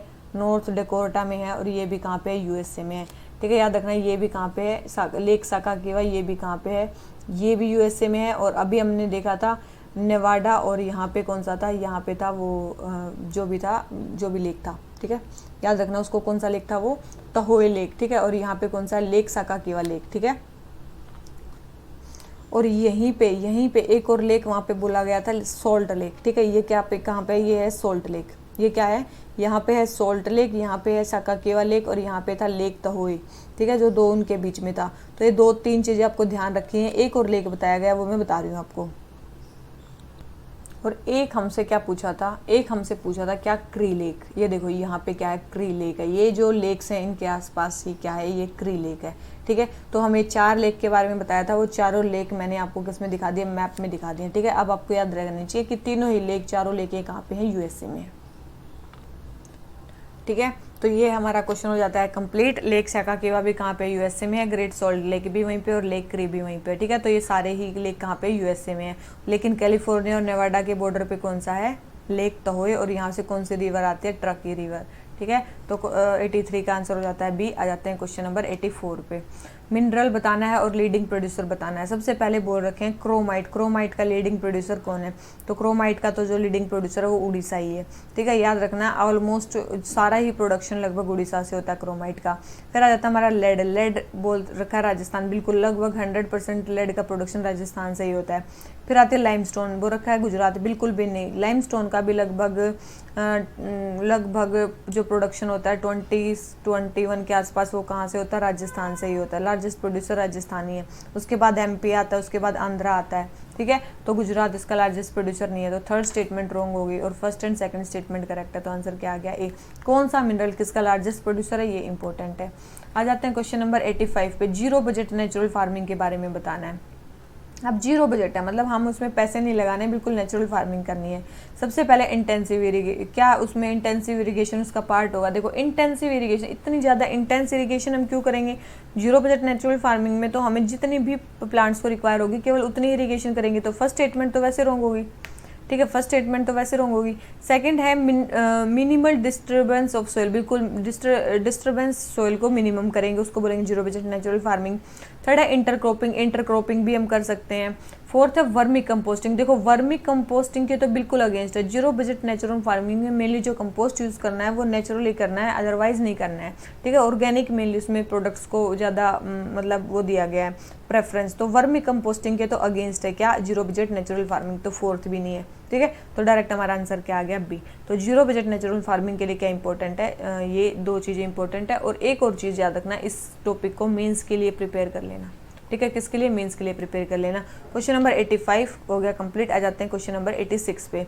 कौन सी सिटी किस कंट्री में, अभी एक ग्लासगो में एक वो हुई थी क्या, अभी COP 26 हुई थी, तो आपको पता होगा। ये तो आपका गलत नहीं होना चाहिए। ग्लासगो कहाँ पे, यूके में है। यूके में भी कहाँ पे, स्कॉटलैंड में, ठीक है। तो ये फर्स्ट स्टेटमेंट होगी रॉन्ग।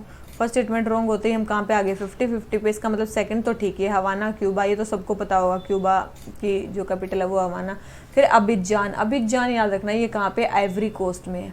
कहाँ पे है ये, आइवरी कोस्ट में। याद रखना पोर्ट सिटी है, इंपॉर्टेंट सिटी है आइवरी कोस्ट की, ठीक है। मैं इस सिटी को जानती हूँ क्योंकि मेरे एक भैया वहाँ पे काम करते हैं, ठीक है। अबिजान आइवरी कोस्ट में। तो ये मेरे लिए तो आसान क्वेश्चन हो गया था। तो third statement wrong, second statement correct है। तो आंसर क्या हो गया, बी, ठीक है। आंसर क्या हो जाता है, बी। अब आ जाते हैं क्वेश्चन नंबर 87 पे। शुगारू स्टेट कहाँ पे है, ठीक है। शुगारू स्टेट कहाँ पे, अब आपको है ना, मान लो कि आपको ये स्टेट नहीं पता है, आपको ये स्टेट नहीं पता, फिर भी आप इस क्वेश्चन को कर लोगे कैसे। देखो मैं पहले ये करवा चुकी हूँ। ब्लैक सी और सी ऑफ मरमरा के बीच में कौन सी स्टेट है, आप बताओ। सी बॉस्फोरस स्टेट, मैं आपको बताई हुई है कौन सी स्टेट है यहाँ पे, बॉस्फोरस स्टेट। फिर आती है ब्लैक सी और एजियन सी के बीच में कौन सी स्टेट है, मैंने आपको बताई हुई है कौन सी, डार्डिनल स्टेट। कौन सी स्टेट है, डार्डिनल स्टेट। फिर रेड सी और गल्फ ऑफ एडन के बीच में कौन सी स्टेट है, बब अल मंदाब स्टेट।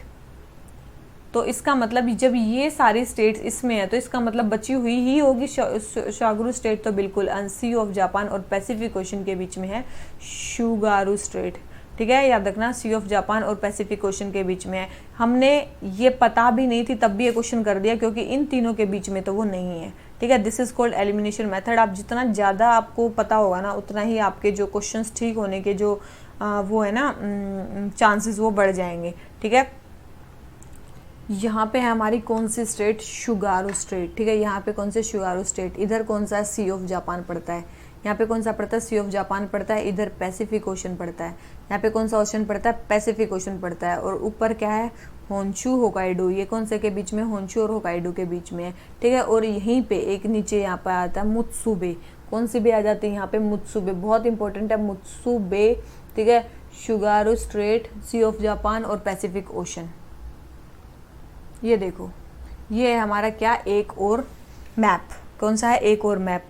अभी मैंने बताया था होकाइडो और होन्शु के बीच में जो स्ट्रेट है उसको क्या बोलते हैं, शुगारू स्ट्रेट, शुगारू स्ट्रेट, ठीक है। यहाँ पे शुगारू स्ट्रेट, यहीं पे कौन सा था, मुत्सुबे, ठीक है। अब आपने देख लिया होकाइडो सबसे ऊपर है, फिर कौन सा है, होन्शु है, ठीक है।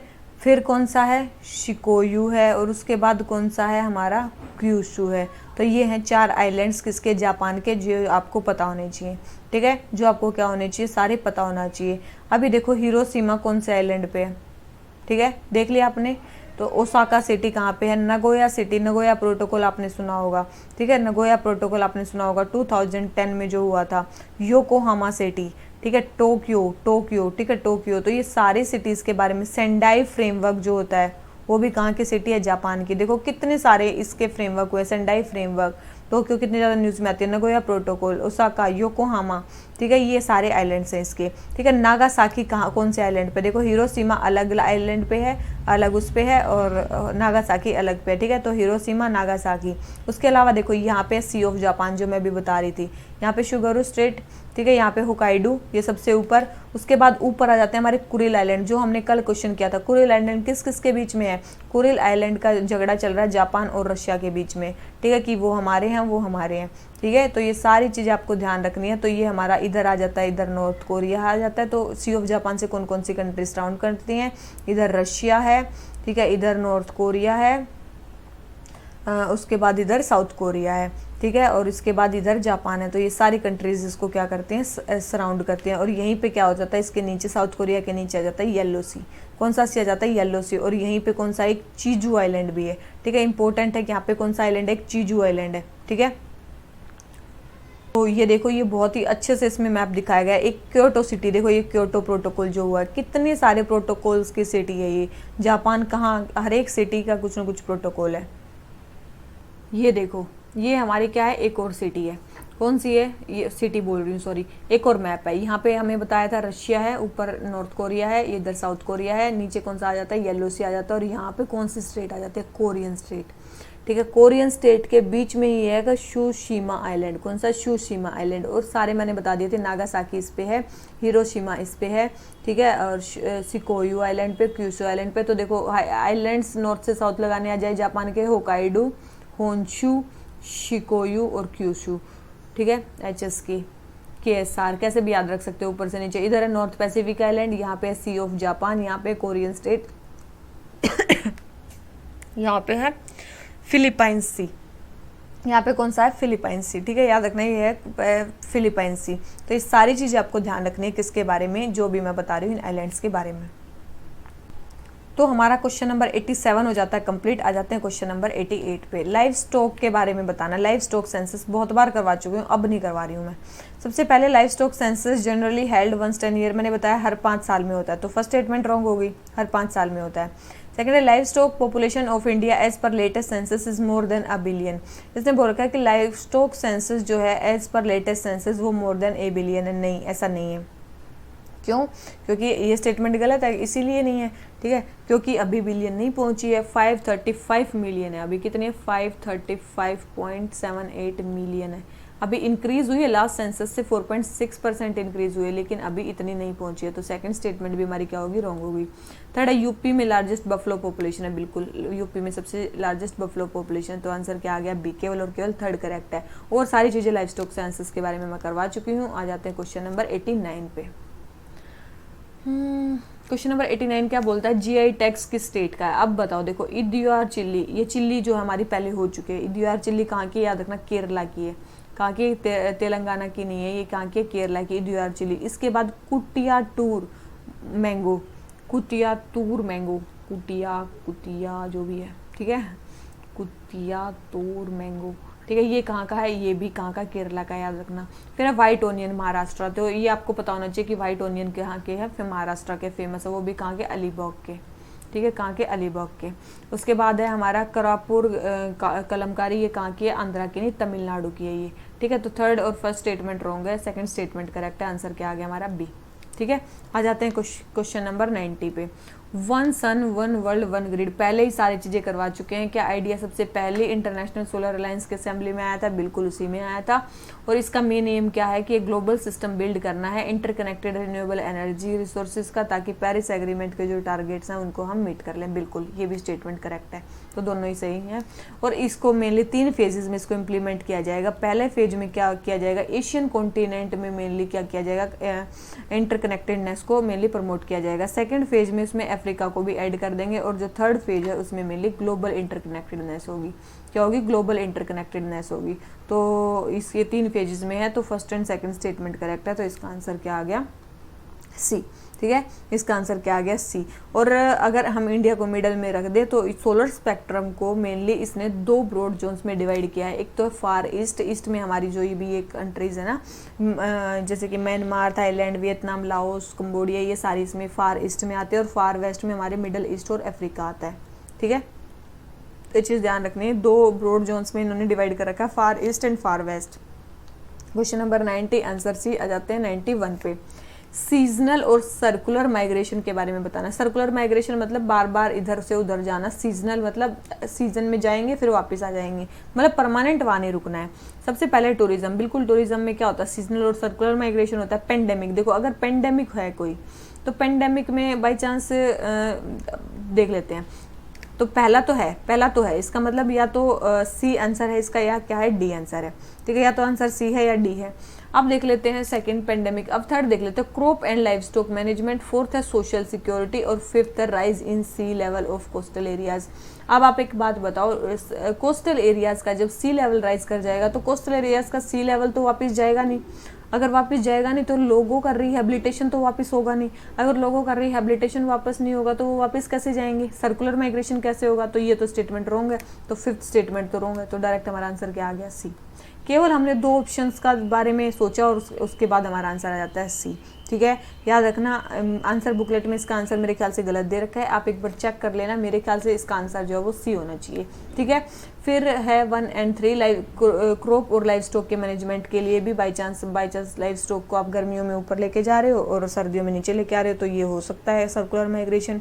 टूरिज्म हो सकता है, पेंडेमिक में जो लोग गए हैं वो चले ही जाते हैं, सोशल सिक्योरिटी के लिए भी लोग चले ही जाते हैं। तो ये जो है ये फिफ्थ स्टेटमेंट तो रॉन्ग है। ठीक है, अगर फिफ्थ रॉन्ग है, अगर हमारा फर्स्ट करेक्ट है, तो केवल और केवल इसका जो सही आंसर लगता है वो है 1 और 3। ठीक है, 1 और 3। तो अब आ जाते हैं क्वेश्चन नंबर 92 पे। इसका आंसर आप कमेंट बॉक्स में भी कमेंट कर सकते हो। फिर आ जाती है नेचुरल गैस एक्सप्लोरेशन के बारे में। बोल रहे हैं there are no exclusive reserves of natural gas as it obtained along with oil in all the oil fields. बोल रहे हैं नेचुरल गैस के अपने कोई एक्सक्लूसिव रिजर्व नहीं है, केवल और केवल वो ऑयल फील्ड्स के साथ पाई जाती है। क्या ऐसा हो सकता है कि इंडिया में गैस के रिजर्व्स ना मिले अपने अलग, कि केवल और केवल वहाँ के मिले? तो ये स्टेटमेंट क्या है? बिल्कुल रॉन्ग है, बिल्कुल रॉन्ग है। तमिलनाडु, उड़ीसा, आंध्रा, त्रिपुरा, राजस्थान, यहाँ पे एक्सक्लूसिव रिजर्व्स भी उसके मिलते हैं। सेकंड है the Gas authority of India Limited is public sector Maharatna undertaking to transport and market natural gas.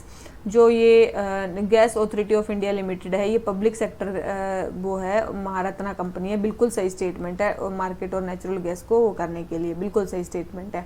तो सेकंड स्टेटमेंट करेक्ट है, फर्स्ट स्टेटमेंट रॉन्ग है। तो इसका आंसर हमारा क्या हो गया? बी। ठीक है, क्योंकि सेकंड स्टेटमेंट क्या है इसकी? करेक्ट है। अब आ जाते हैं किस पे? क्वेश्चन नंबर 93 पे। आयरन और कौन से पोर्ट से हम उसको एक्सपोर्ट करते हैं? अब आप एक चीज़ देखो, जो बेलाडीला रेंज है वो कहाँ से एक्सपोर्ट होती है? बिल्कुल वो विशाखापट्टनम पोर्ट से ही एक्सपोर्ट होती है। कुदेरमुख मेनली कहाँ पे? कर्नाटका में। और वो मेनली कहाँ से एक्सपोर्ट करते हैं? न्यू मैंगलोर पोर्ट से। फिर रत्नागिरी डिस्ट्रिक्ट कहाँ पे है? महाराष्ट्र में। और मेनली ये कहाँ से करते हैं? याद रखना, ये मारमागांव पोर्ट से। मारमागांव पोर्ट से मेनली ये क्या करते हैं? एक्सपोर्ट करते हैं। हल्दिया पोर्ट से नहीं करते हैं ये सेकंड में। तो सेकंड भी इनकरेक्ट है, थर्ड भी इनकरेक्ट है। तो आंसर क्या आ गया? केवल और केवल 1 करेक्ट है। ठीक है, तो कहाँ से वो मेनली क्या होता है? एक्सपोर्ट होता है। तो आंसर क्या आ गया हमारा? ए। आ जाते हैं किस पे? Question number 90। नॉर्मल से क्वेश्चन है, ठीक है, अगर आपको पता है तो आप कर लोगे, नहीं पता है तो नहीं कर पाओगे। ट्राइबल पॉपुलेशन के डिस्ट्रीब्यूशन के बारे में। Madhya Pradesh has the largest population of ST population. Madhya Pradesh में सबसे ज़्यादा एसटी पॉपुलेशन है। बिल्कुल, ये एमपी में सबसे ज़्यादा एसटी पॉपुलेशन है। अंडमान निकोबार में 50% से ज़्यादा एसटी हैं। याद रखना, बिल्कुल भी नहीं है, वहाँ पे अब ओनली 7.5% एसटीज हैं। ठीक है। थर्ड है among all the UTs in India only Puducherry has no notified scheduled tribe. याद रखना, हर एक यूटीज में है, केवल और केवल कहाँ पे नहीं है? दिल्ली में नहीं है एक तो, और वैसे भी दिल्ली और चंडीगढ़ और हरियाणा और पंजाब, इन 4 जगह पे नोटिफाइड कोई भी एसटी ट्राइब नहीं है। तो थर्ड स्टेटमेंट भी रॉन्ग होगी, सेकंड भी रॉन्ग होगी। तो इसका आंसर क्या आ गया हमारा? बी। ठीक है, आंसर क्या आ गया? बी। तो ये चीज़ ध्यान रखनी है कि पुडुचेरी में नहीं, दिल्ली में नहीं है कोई भी नोटिफाइड एसटी ट्राइब। अब जाते हैं क्वेश्चन नंबर 95 पे। Srikakulam Angul pipeline natural gas pipeline जो है वो कहाँ से पास होती है, कौन कौन से स्टेट से पास होती है, तो याद रखना वो कहाँ से होती है, उड़ीसा और आंध्रा से पास होती है। कहाँ से होती है वो, उड़ीसा और आंध्रा से पास होती है। ठीक है, ये देखो ये एक फेमस पाइपलाइन जो है ये यहाँ पे दी गई है, कहाँ पे, HVJ पाइपलाइन, HVJ पाइपलाइन दी गई है कहाँ पे, NCERT में।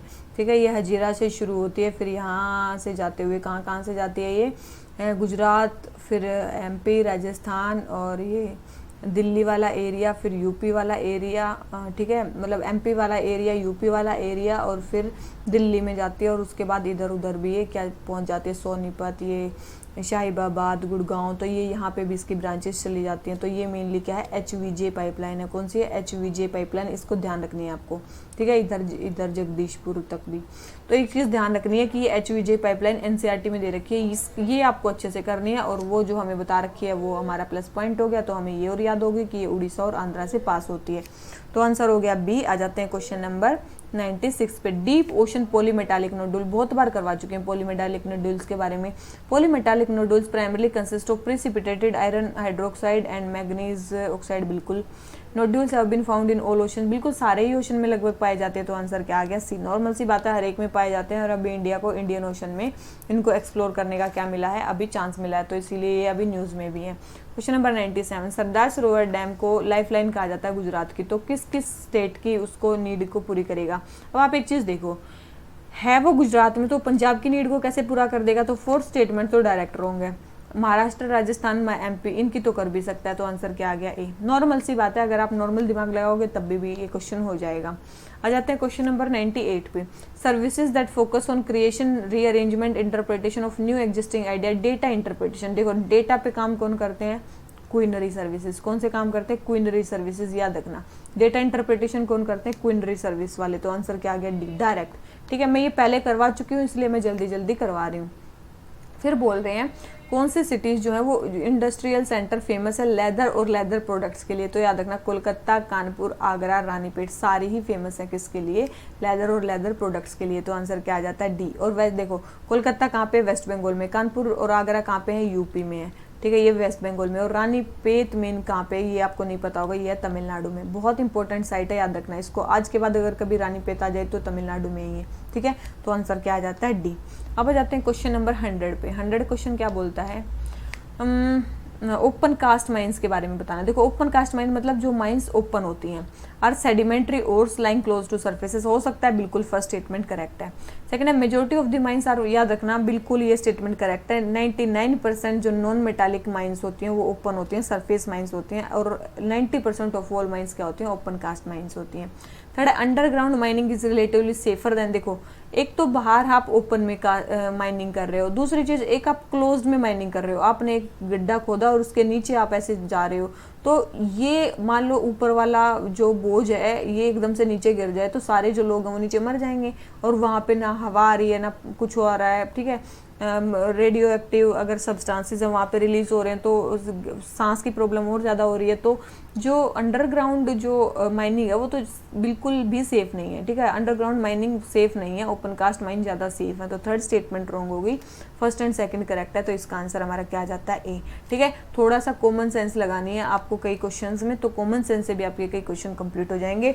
तो आज का हमारा जो टोटल 50 क्वेश्चन हो जाते हैं कंप्लीट। अगर आपको वीडियो अच्छी लगी हो तो लाइक करना और चैनल को सब्सक्राइब करना प्लीज़ मत भूलना, अगर आपने अभी तक चैनल को देख लिया है, अगर आपने सारे क्वेश्चंस देख लिए हैं। तो चलिए इसी नोट पे आज का लेक्चर खत्म करते हैं। Thank you very much, bye bye.